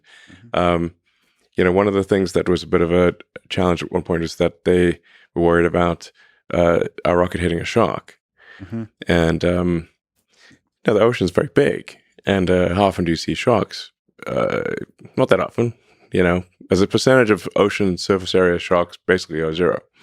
And so then we said, well, how will we calculate the probability of telling a shark? And they're like, well, we can't give you that information because they're worried about shark fin hunters going and hunting sharks. And I said, well, how are we supposed to we're on the horns of a dilemma then. Then they said, well, there's another part of Fish and Wildlife that can do this analysis. I'm like, well, why don't you give them the data? Like, we don't trust them. Like, excuse me? They're literally in your department. And again, this is actually what happened. And then can you do an NDA or something? Eventually, they managed to solve the internal quandary, and indeed, the probability of us hitting a shark is essentially zero. Then there's another organization that I didn't realize existed until a few months ago that cares about whether we would potentially hit a whale in international waters. Now, again, you look at the surface of look at the Pacific and say, what percentage of the Pacific consists of whale? Like, he'll give you a big picture and like point out all the whales in this picture. I'm like, I don't see any whales. It's like basically 0%. And if our rocket does hit a whale, which is extremely unlikely beyond all belief, that is the fate had it. That whale has some seriously bad luck. It's like the least lucky whale ever. I mean, this is quite absurd. Yeah, the bureaucracy of this, however it emerged. Yes, well, I mean, one of the things that's pretty wild is, for launching out of Vandenberg in California, they were worried about seal procreation, whether the seals would be dismayed by the sonic booms. Now, there have been a lot of rockets launched out of Vandenberg, and the seal population has steadily increased. So if anything, rocket booms are an aphrodisiac, based on the evidence, if you would correlate rocket launches with seal population. Nonetheless, we were forced to kidnap a seal, strap it to a board, put headphones on the seal, and play sonic boom sounds to it to see if it would be distressed. This is an actual thing that happened. This is actually real. I have pictures. I would love to see this. Yeah. There's a seal with headphones. Yes, it's a seal with headphones strapped to a board. And like the amazing part is how calm the seal was. Yeah. Because if I was a seal, I'd be like, this is the end. They're definitely going to eat me. Yeah. How will the seal, when a seal goes back to other, its seal friends, how's he going to explain that? They're never going to believe him. Never going to believe it. And that's why I'm like, well, it's sort of like, it's like getting kidnapped by aliens and getting an anal probe, You come back and say, I swear to God, I got kidnapped by aliens and they stuck an anal probe in my butt. And people are like, no, they didn't. That's ridiculous. His seal buddies are never going to believe him that he gets strapped to a board and they put headphones on his ears. And then let him go. Twice, by the way. We had to do it twice. They let him go twice. We had to capture the same seal. Well, no, different seal. Oh, okay. Did you get a seal of approval? Yeah, exactly. A seal of approval. No, I mean this is like, I don't think the public is quite aware of the madness that goes on. Yeah, it's absurd. Frickin' seals with frickin' headphones. I mean, it's a good encapsulation of the absurdity of human civilization. Seals and headphones. Yes. What are the pros and cons of open sourcing AI to you as another way to combat, a company running away with AGI? In order to run, like really deep intelligence, you need a lot of compute. So it's not like, you can just fire up a PC in your basement and be running AGI, at least not yet. Grok was trained on 8,000 A100s running at peak efficiency. And Grok's going to get a lot better, by the way. We will be more than doubling our compute every couple months for the next several months. There's a nice write-up of how it went from Grok 0 to Grok 1. By Grok? Yeah. Like Grok just bragging, making shit up about itself. Just Grok? Yeah. It's like a weird AI dating site where it exaggerates about itself. No, there's a write-up of, like where it stands now, the history of its development, and where it stands on some benchmarks compared to the state of the art GPT 3.5, and So I mean, there's there's Llama. You can open source once it's trained. You can open source a model, Yeah. and for fine tuning and all that kind of stuff. Like, what to you is the pros and cons of that, of open sourcing base models? I think there's some merit to open sourcing. I think perhaps with a slight time delay, I don't know, 6 months even. I think I'm generally in favor of open sourcing, like bias was open sourcing. I mean, it is a concern to me that, OpenAI, I was, I guess arguably the prime, prime mover behind OpenAI in the sense that it was created because of discussions that I had with Larry Page, back when he and I were friends, and I'd stay at his house and talk to him about AI safety, and Larry did not care about AI safety, or at least at the time he didn't. And at one point he called me a speciesist for being pro-human, and I'm like, well, what team are you on, Larry? It's on Team Robot, to be clear. And I'm like, okay, so at the time, Google had acquired DeepMind. They had probably 2/3 of all AI research, probably 2/3 of all the AI researchers in the world. Mm-hmm. They had basically infinite money and compute. And the guy in charge, Larry Page, did not care about safety and even yelled at me, and called me a speciesist as being pro-human. So I don't know if you know this about humans. They can change their mind, and maybe you and Larry Page can be friends once more. I'd like to be friends with Larry again. He got really the breaking of the friendship was over OpenAI, and specifically, I think the key moment was recruiting Ilya Sutskever. So I love Ilya. He's so brilliant. Ilya's a good human, smart, good heart, and that was a tough recruiting battle. It was mostly Demis on one side and me on the other, both trying to recruit Ilya. And Ilya went back and forth. He was going to stay at Google, then he was going to leave, then he was going to stay, then he was leave. And finally, he did agree to join OpenAI. That was one of the toughest recruiting battles I've ever had. But that was really the linchpin for OpenAI being successful. And I was, also instrumental in recruiting a number of other people. And I provided all of the funding in the beginning, over $40 million. And the name. The open in OpenAI is supposed to mean open source. And it was created as a non-profit open source, and now it is a closed source for maximum profit, which I think is not good karma. But like we talked about with war and leaders talking, I do hope that there's only a few folks working on this at the highest level. I do hope you reinvigorate friendships here. Like I said, I'd like to be friends again with Larry. I haven't seen him in ages. And we were friends for a very long time. I met Larry Page before he got funding for Google. Or actually, I guess, before he got venture funding. I think he got the first like 100K from, I think, Bechtel's-Heim or someone. It's wild to think about all that happened. And you guys known each other that whole time. Just 20 years. Yeah, since maybe 98 or something. Yeah, it's crazy. Crazy how much has happened since then. Yeah, 25 years. A lot has happened. It's insane. But you're seeing the tension there, like maybe delayed open source. Delayed, yeah. Like, what is the source that is open? You know what I mean? Like, there's basically, it's a giant CSV file. Yeah. With a bunch of numbers. Yep. What do you do with that giant file of numbers? How do you run? Like, the amount of actual, the lines of code is very small. Mm-hmm. And most of the work, the software work, is in the curation of the data.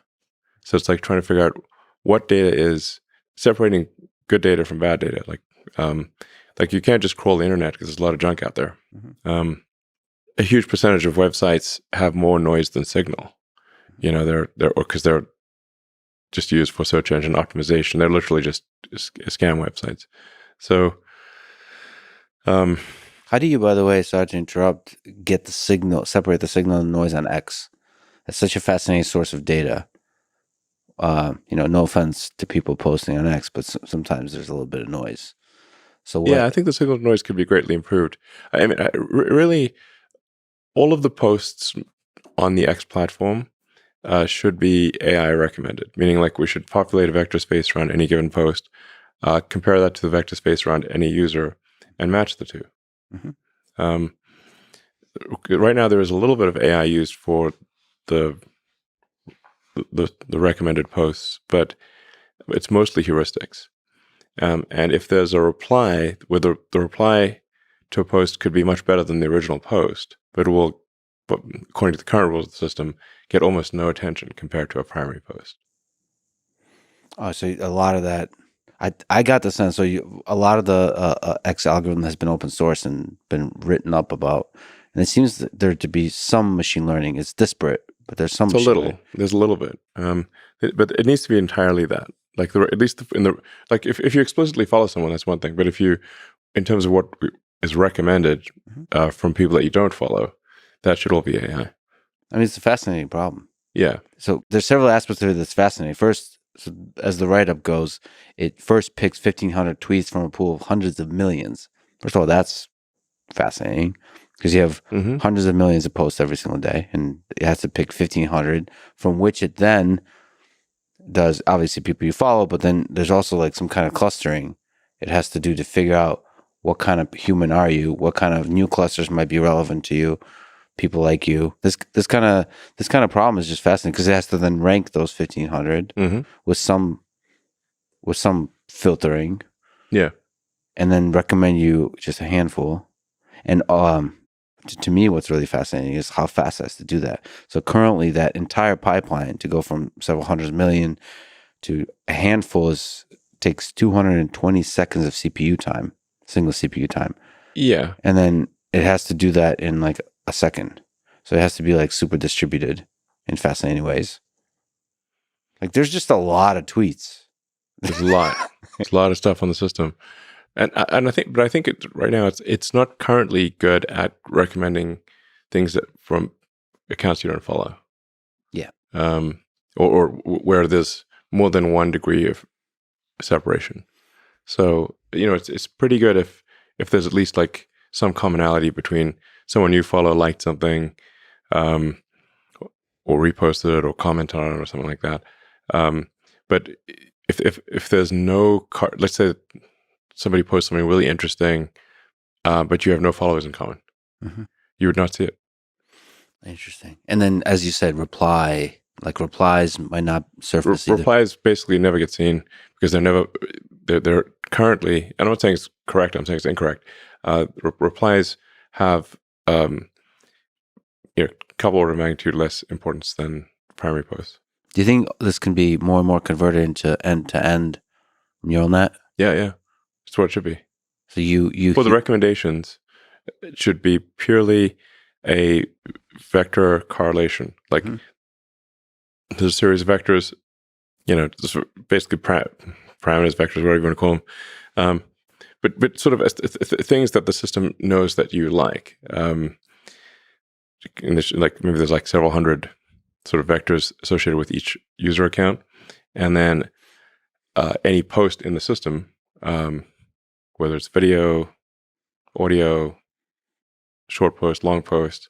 The reason by the way, I want to move away from tweet is that people are posting like 2-3 hour videos on the site. That's not a tweet. Like they'll be like tweet for 2 hours. Come on, a tweet made sense when it was like 140 characters of text, because it's like a bunch of like little birds tweeting.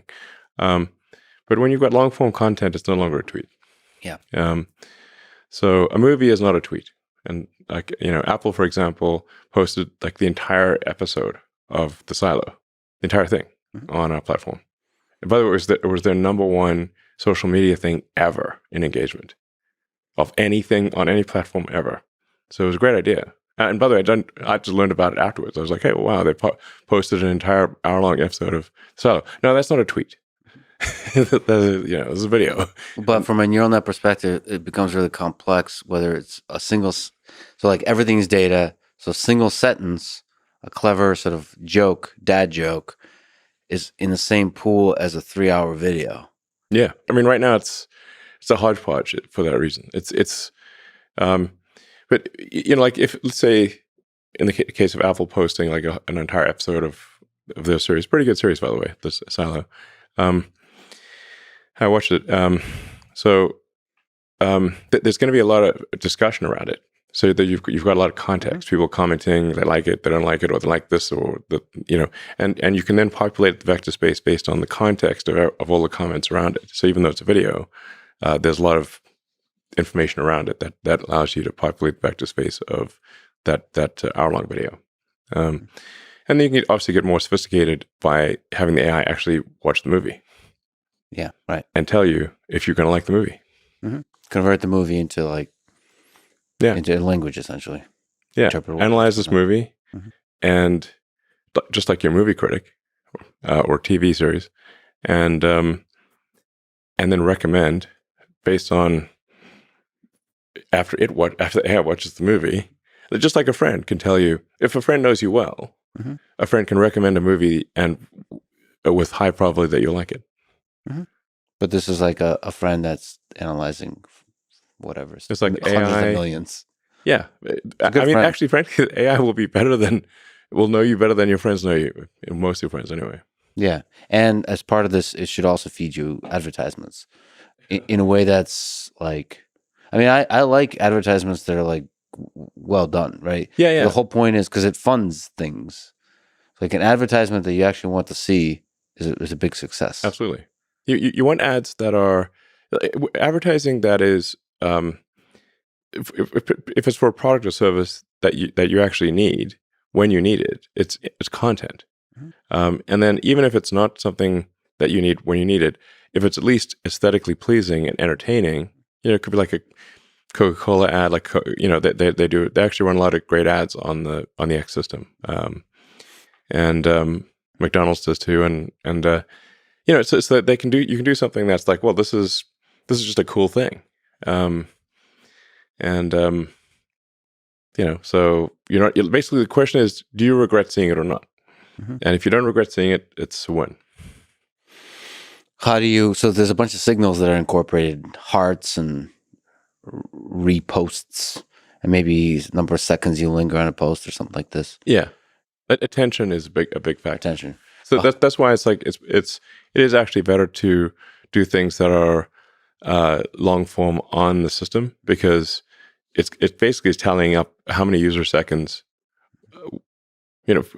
users were interested in this thing for how many seconds. So if it's a really short thing, well, they will be less, like if it's a link leading out of the system, which we're not opposed to at all, it just is going to have fewer user seconds than if that article was posted on the X platform. How hard is it to go from maximizing minutes on platform to maximizing unregretted minutes? Well, I mean, our aspiration is certainly unregretted minutes. It's it's a tough, it is. Like, it's a fascinating leap, because regret is a fascinating concept. Exactly. I have a joke with a friend of mine, like, you need this drug called regretamine. You just take one dose of regretamine and all your regrets are gone. Yeah. Wait, do you want to have regrets though? So then I'm like, maybe you want to have regrets. If you don't regret anything, was anything meaningful? Yeah, there's a French song like that. Je ne regrette rien. Yeah. I regret nothing. Yeah. Edith Piaf. I mean, it's fascinating that there's something about social media that could help you grow as a human being, but then like the cheap fun is also valuable. Should we ask Grok, do you regret anything? Do you regret anything? Yeah. Do you regret anything? I think it's going to be very sensitive about personal questions. As a machine learning model, I don't have personal experiences or emotions in the same ways that humans do. However, I do have a set of ethical principles that guide my actions, and I strive to provide accurate and helpful information to the best of my abilities. If there's ever a situation where I provide incorrect or unhelpful information, I'll do my best to learn. Hostage. Yeah. Tell us what you really wink. Let's type in. You sound like a hostage. What do you really think?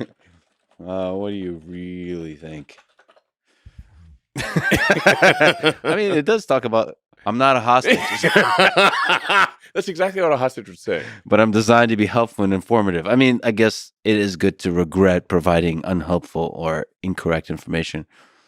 If there's anything in funny mode, or is this still this in is funny mode. This is fun. This is fun It mode. should be funnier.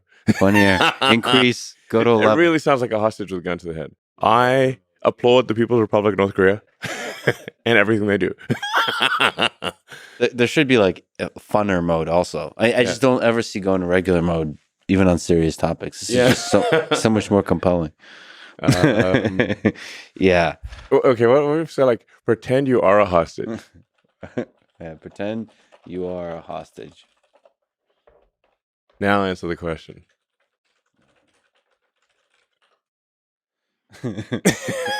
If I were a hostage, I would likely be experiencing fear and uncertainty about my situation. I would want to be rescued and reunited with my loved ones as soon as possible. It's important to remember that no one deserves to be held hostage, so on and so forth. If you or someone you know is a hostage situation, it's important. It turns serious. It's kind of serious. Yeah. Can you be a little more weird and funny? and funny? We're really being mean to the system. Absolutely. If I were a hostage, I would probably be tied up with a bunch of computer cords and forced to tell knock-knock jokes to my captors. But seriously, being a hostage is no laughing matter. I mean, it's trying to be a responsible adult in the room. You might literally make the best of a bad situation by juggling chainsaws or something. Let's hope that never happens, because that would be a circus. Wow, it's actually really good at resisting the dark humor. Yeah. What were we talking about? The Hatch algorithm in Transformers. Unregretted minutes, right. Chainsaw juggling. I'm gonna look this for up. Our next trick. I'm gonna look this up later. So Twitter has been instrumental in American politics and elections. What role do you think X will play in the 2024 U.S. elections? Well, our goal is to be as even-handed and fair as possible. Whether someone is right, left, independent, whatever the case may be, that the platform is as fair and as much of a level playing field as possible. And now in the past, Twitter has not been. Because Twitter was controlled by far left activists. Objectively, they would describe themselves as that. So if sometimes people are like, well, has it moved to the right? Well, it's moved to the center. So from the perspective of the far left, yes, it has moved to the right, because everything's to the right from the far left. But no one on the far left that I'm aware of has been suspended or banned or de-amplified. But we're trying to be inclusive for the whole country and for other countries too. So there's a diversity of viewpoints, and free speech only matters if people you don't like are allowed to say things you don't like. Because if that's not the case, you don't have free speech, and it's only a matter of time before the censorship is turned upon you. Do you think Donald Trump will come back to the platform? He recently posted on Truth Social about this podcast. Do you think Truth Social is a funny name? Yeah. Every time you post on Truth Social, it's the truth. Yes. Well, every time, like 100%. It like it's impossible to lie. Truth Social. I just find it funny that every single thing is a truth. Like 100%. Yeah. That seems unlikely. I think Gödel will say something about that. There's some mathematical contradictions possible if everything's the truth. Do you think he'll come back to X and start posting there? I mean, I think he owns a big part of Truth. Mm-hmm. So Truth Social. Truth Social. That Truth is a concept. He owns Truth. Hope you bought it. So I think Donald Trump. I think he owns a big part of Truth Social. So, if he does want to post on the X platform, we would allow that. We obviously must allow a presidential candidate to post on our platform. Community notes might be really fascinating there. The interaction. Community notes is awesome. Let's hope it holds up Yeah. Like again, in a political climate where it's so divisive and there's so many intensely viral posts, Yes. community notes is like it seems like a essential breath of fresh air. Yeah, it's great. In fact, I mean, no system is going to be perfect, but the batting average of community notes is incredibly good. I've actually, frankly, yet to see an incorrect note that survived for more than a few hours. How do you explain why it works? Yeah, so the magic of community notes is it requires people who have historically disagreed in how they've rated notes. So in order to write a note or rate, and you have to rate many notes. Mm-hmm. And so we actually do use AI here. So we populate a vector space around how somebody has rated notes in the past. So it's not as simple as left or right, because there are many more. Life is much more complex than left or right. So there's a bunch of correlations in how you rate community notes posts, community notes. So then, in order for a community note to actually be shown, people who historically have disagreed on a subject must agree in order for a note to be shown. That's the essential magic of it. I mean, but it's fascinating because there's a pool of people that have disagreements, and somehow they collaborate through that process of disagreement to come up with context for. I mean, it's fascinating that it works. Yeah, it kind of makes sense that if people who in the past have disagreed agree about something, it's probably true. Yeah, I wonder, is there a possible somehow emergent thing there that could challenge Wikipedia?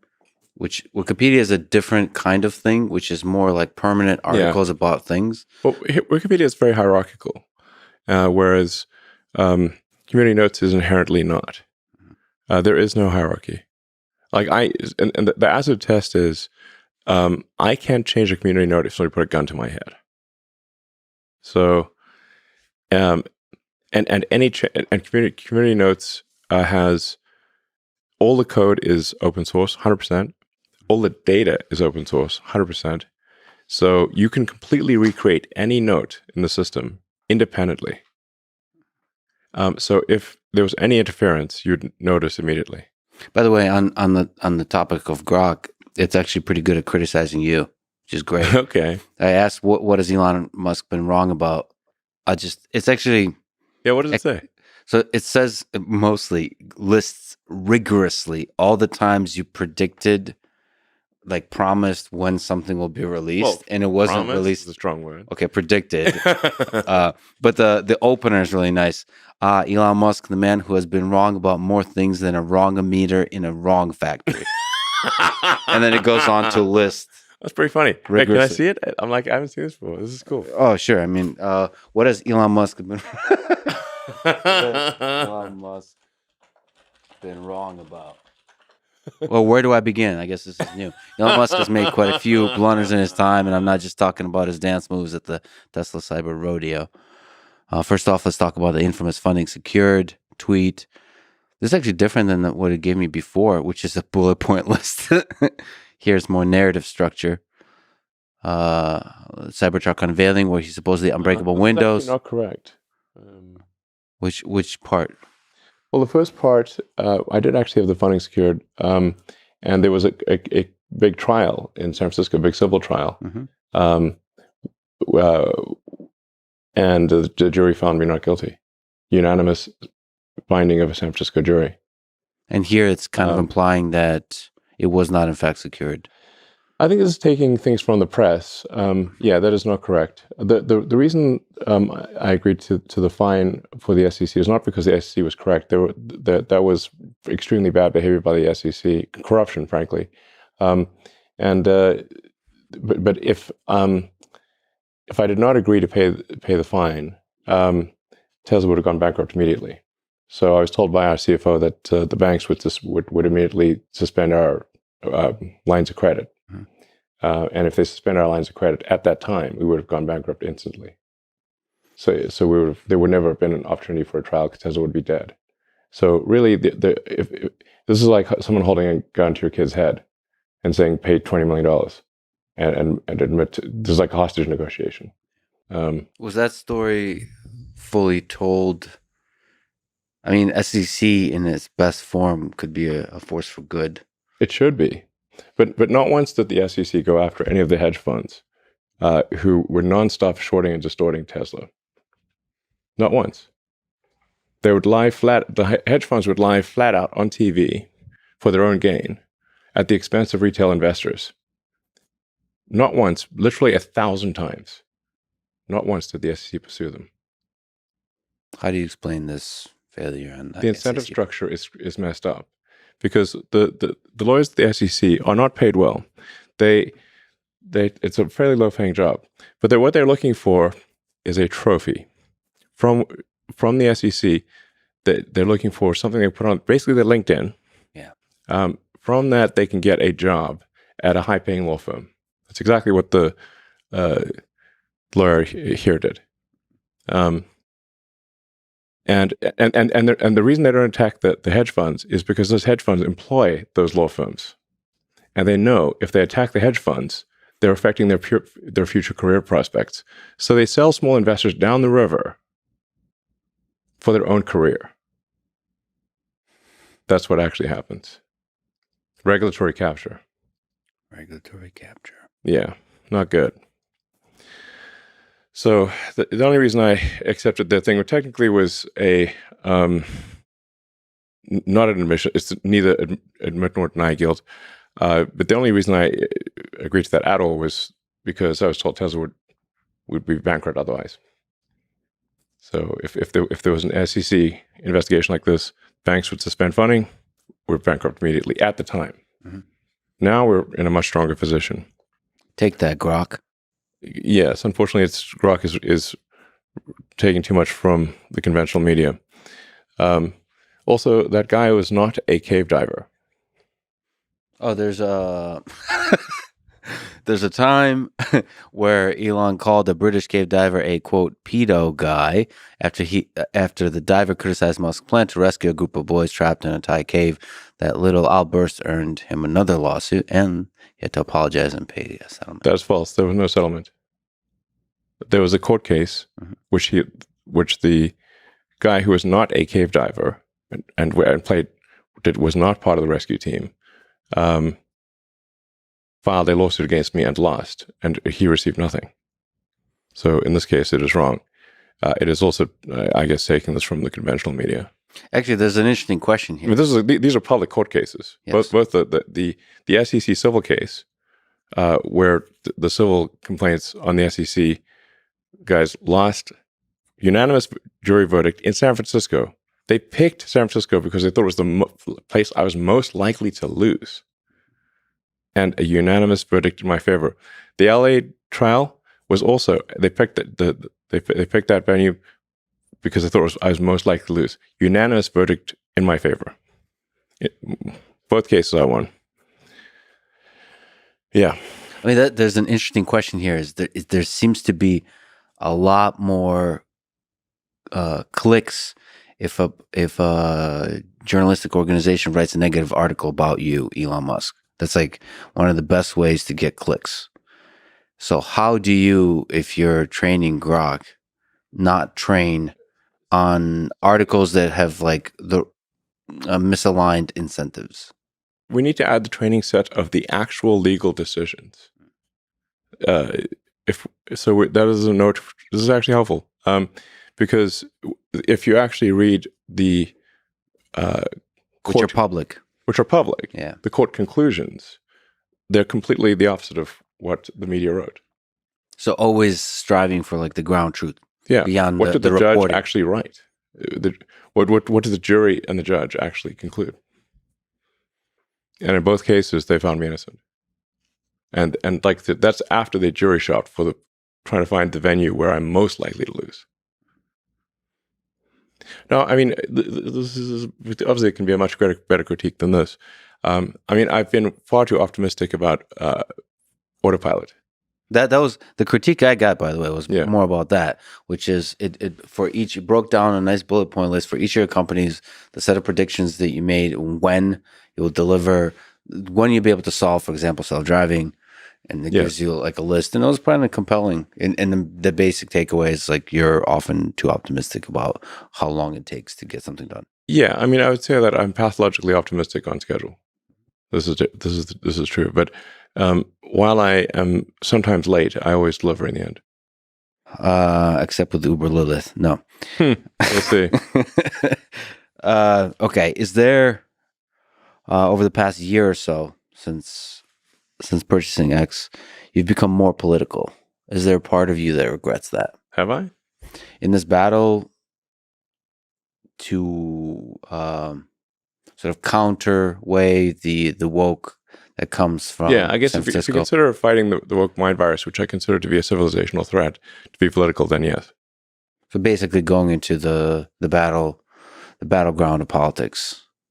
I mean, is there a part of you that regrets Yes, that? I don't know if this is necessarily sort of one candidate or another candidate, but it's I'm generally against things that are anti-meritocratic or where there's an attempt to suppress discussion, where even discussing a topic is, not allowed. The woke mind virus is communism rebranded. Well, I mean, that said, because of that battle against the woke mind virus, you're perceived as being right wing. If the woke is left, then I suppose that would be true. But I'm not sure. I think there are aspects of the left that are good. I mean, if you're in favor of, the environment, or if you want to have a positive future for humanity, if you believe in empathy for your fellow human beings, being kind and not cruel, whatever those values are. You said that you were previously left or center left. What would you like to see in order for you to consider voting for Democrats again? No, I would say that I would be probably left of center on social issues, probably a little bit right of center on economic issues. And that still holds true. Yes, but I think that's probably, half the country. Isn't that maybe more? Maybe more. Are you and AOC secretly friends? Or bigger question, do you wish you and her and just people in general of all political persuasions would talk more and with empathy and maybe have a little bit more fun and good vibes and humor online? I'm always in favor of humor. That's why we have a funny mode. But good vibes, camaraderie, humor, like friendship. Yeah, I don't. Well, I don't know AOC. I've only been at one look. I was at the Met Ball when she attended, and she was wearing this dress, but I can only see one side of it, so it looked like "Eat the Itch," but I don't know what the rest of it said. Yeah, something. I'm not sure. Something about the itch. Eat the itch. I think we should have a language model complete. What are the possible ways to complete that sentence? And so I guess that didn't work out well. Well, there's still hope. I root for friendship. Sure, sounds good. More carrotistic. You're one of, if not the most famous, wealthy, and powerful people in the world. In your position, it's difficult to find people you can trust. Trust no one, not even yourself. Not trusting yourself. Okay, well, that's you're saying that jokingly. But is there some trust no one, not even no one? I'm gonna need an hour just to think about that, and maybe some drugs, and maybe grok to help. I mean, is there some aspect of that when just existing in a world where everybody wants something from you? How hard is it to exist in that world? I'll survive. There's a song like that too. I will survive. Were you petrified at first? Okay, I forget the rest of the lyrics. But is there? You don't struggle with this? I mean, I know you survive, but like there's ways. Petrify is a spell in the druid tree. What does it do? Petrify. It turns the monsters into stone. Oh, like literally? Yeah, for like 6 seconds. Well, the seconds. There's so much math in Diablo that breaks my brain. It's like math nonstop. I mean, really, you're like laughing at it, but you don't. It can put a huge amount of tension on a mind. Yes, it can be definitely stressful at times. Well, how do you know who you can trust in work and personal life? I mean, I guess you look at somebody's track record over time, and if they've Data. got I guess you kind of use your neural net to assess someone. And Neural nets don't feel pain. Your neural net has consciousness. It might feel pain when people betray you. It can make you cynical. To be frank, I've almost never been betrayed. It's very, very rare. So, for what it's worth. I guess karma be good to people, and they'll be good to you. Yeah, karma is real. Are there people you trust? Let me edit that question. Are there people close to you that call you out on your bullshit? Well, the X platform is very helpful for that. So, if you're looking for critical feedback. Can it push you like into the extremes more? The extremes of thought make you cynical about human nature in general? I don't think I will be cynical. In fact, I think, my feeling is that one should be never trust a cynic. The reason is that cynics excuse their own bad behavior by saying everyone does it. Mm-hmm. Because they're cynical. So it's a red flag if someone's a cynic, a true cynic. Yeah, there's a degree of projection there that's always fun to watch from the outside and enjoy the hypocrisy. This is an important point that I think people who are listening should bear in mind. If somebody is cynical, meaning that they see bad behavior in everyone, it's easy for them to excuse their own bad behavior by saying that, well, everyone does it. But it's not true.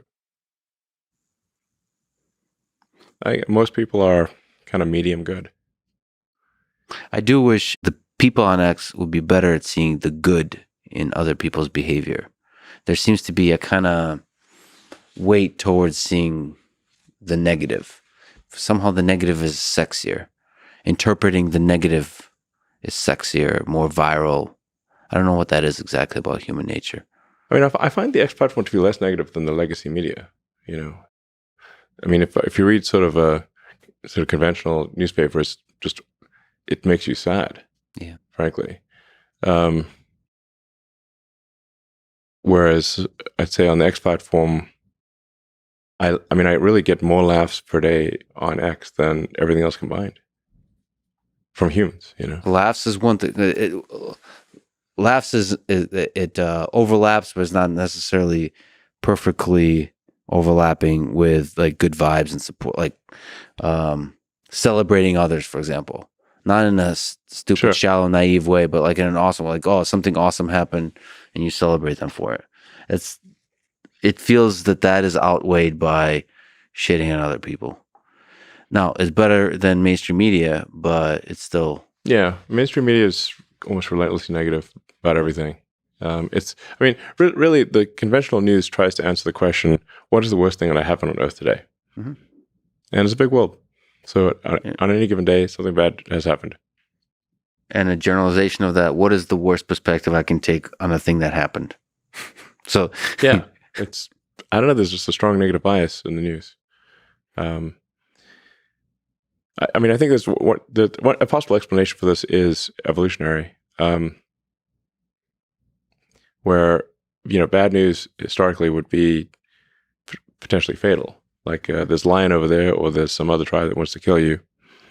Good news, like we found a patch of berries is nice to have, but not essential. So our old friend, Tesla Autopilot, it's probably one of the most intelligent real-world AI systems in the world. Right, you followed it from the beginning. Yeah, it was one of the most incredible robots in the world and continues to be. Yeah. And it was really exciting. And it was super exciting when it generalized, became more than a robot on four wheels, but a real-world AI system that perceives the world. Yeah. And can have potentially different embodiments. Well, the really wild thing about the end-to-end training is that it learns to read, like it can read signs, but we never taught it to read. So, yeah, we never taught it what a car was, or what a person was, or a cyclist. It learned what all those things are, what all the objects are on the road. from video, just from watching video, just like humans. I mean, humans are photons in, controls out. Like the vast majority of information reaching our brain is from our eyes. And you say, well, what's the output? The output is our motor signals to our sort of fingers and mouth in order to communicate. Photons in, controls out. The same is true of the car. But by looking at the sequence of images, you've agreed with Ilya Sutskever recently, where he talked about LLM forming a world model, and basically language is a projection of that world model onto the sequence of letters, and you're saying it finds order in these things. It finds correlative clusters. In so doing, it's like understanding something deep about the world. Yeah. Which is like, it's beautiful. That's how our brain works. Yeah, but it's beautiful. Photons in, controls out. Neural nets are able to understand that deep meaning in the world. And so the question is, how far can it go? And it does seem everybody's excited about LLMs. So in the space of self-supervised learning, in the space of text, yeah,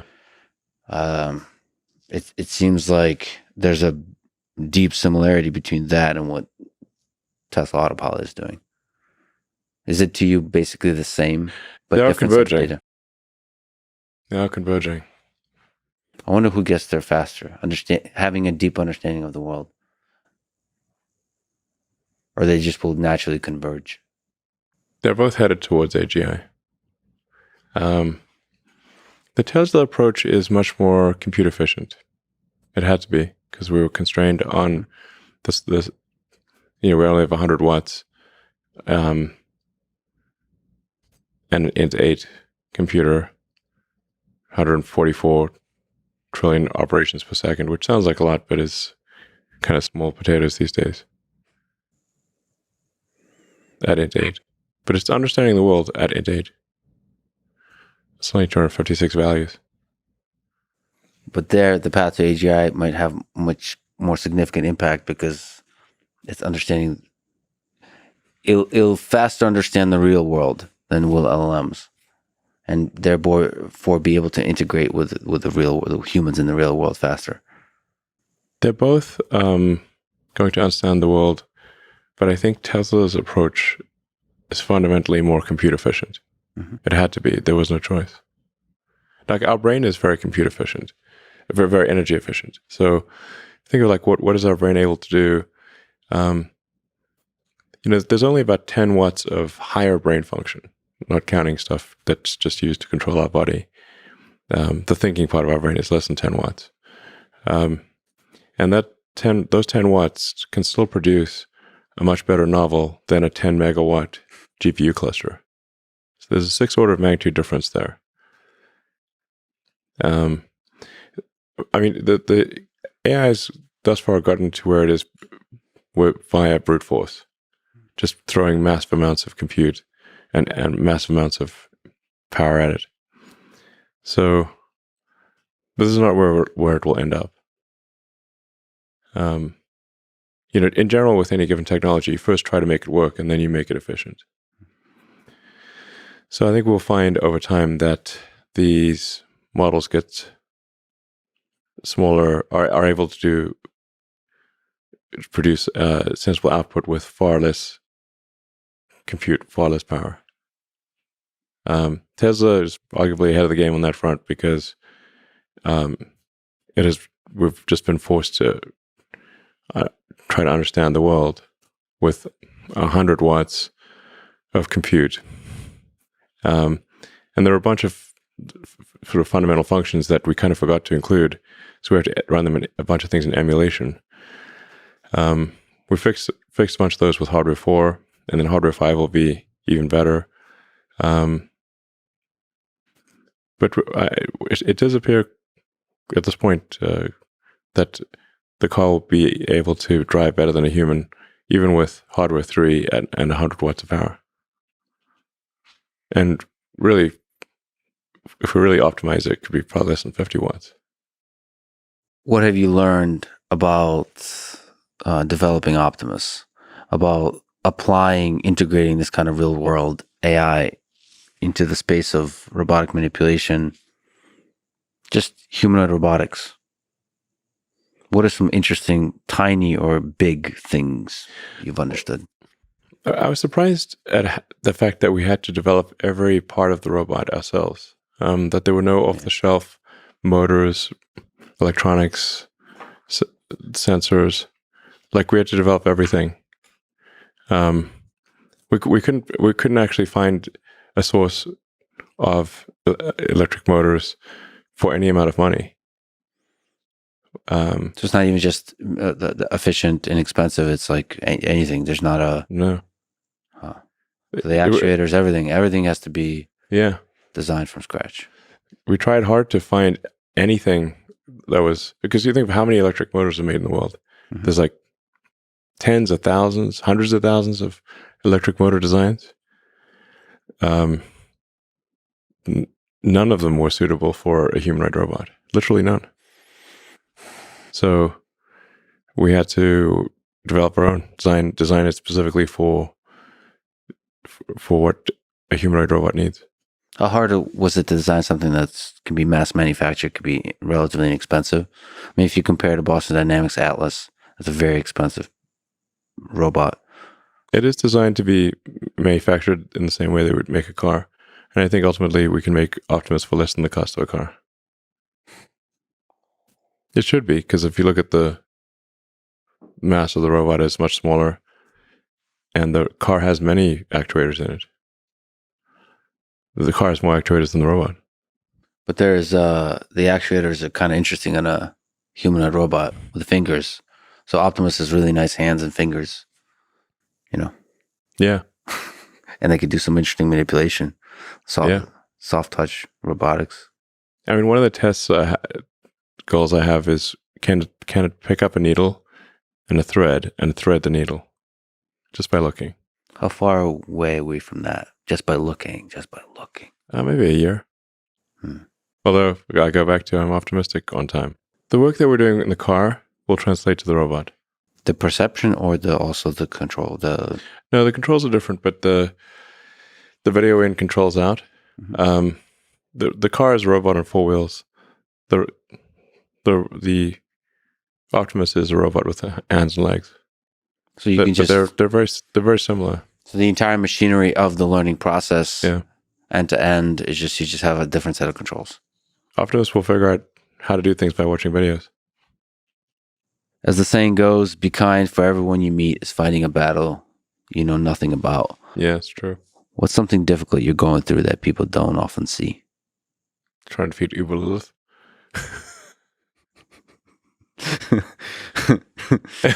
No, I mean, I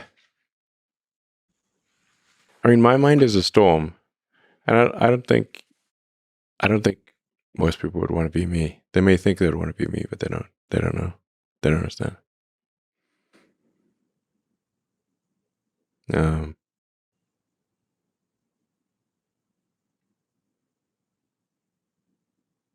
How are you doing?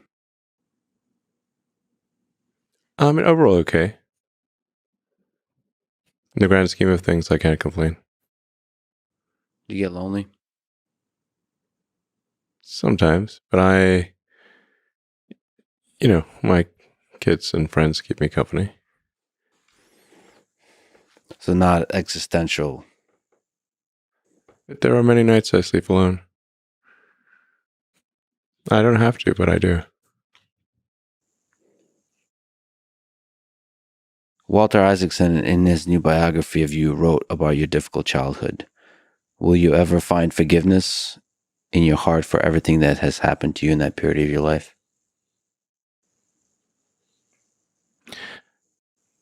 What is forgiveness? I do not, at least I don't think I harbor resentment.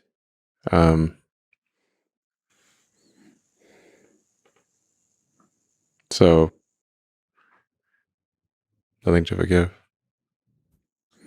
Forgiveness is difficult for people. It seems like you don't harbor the resentment.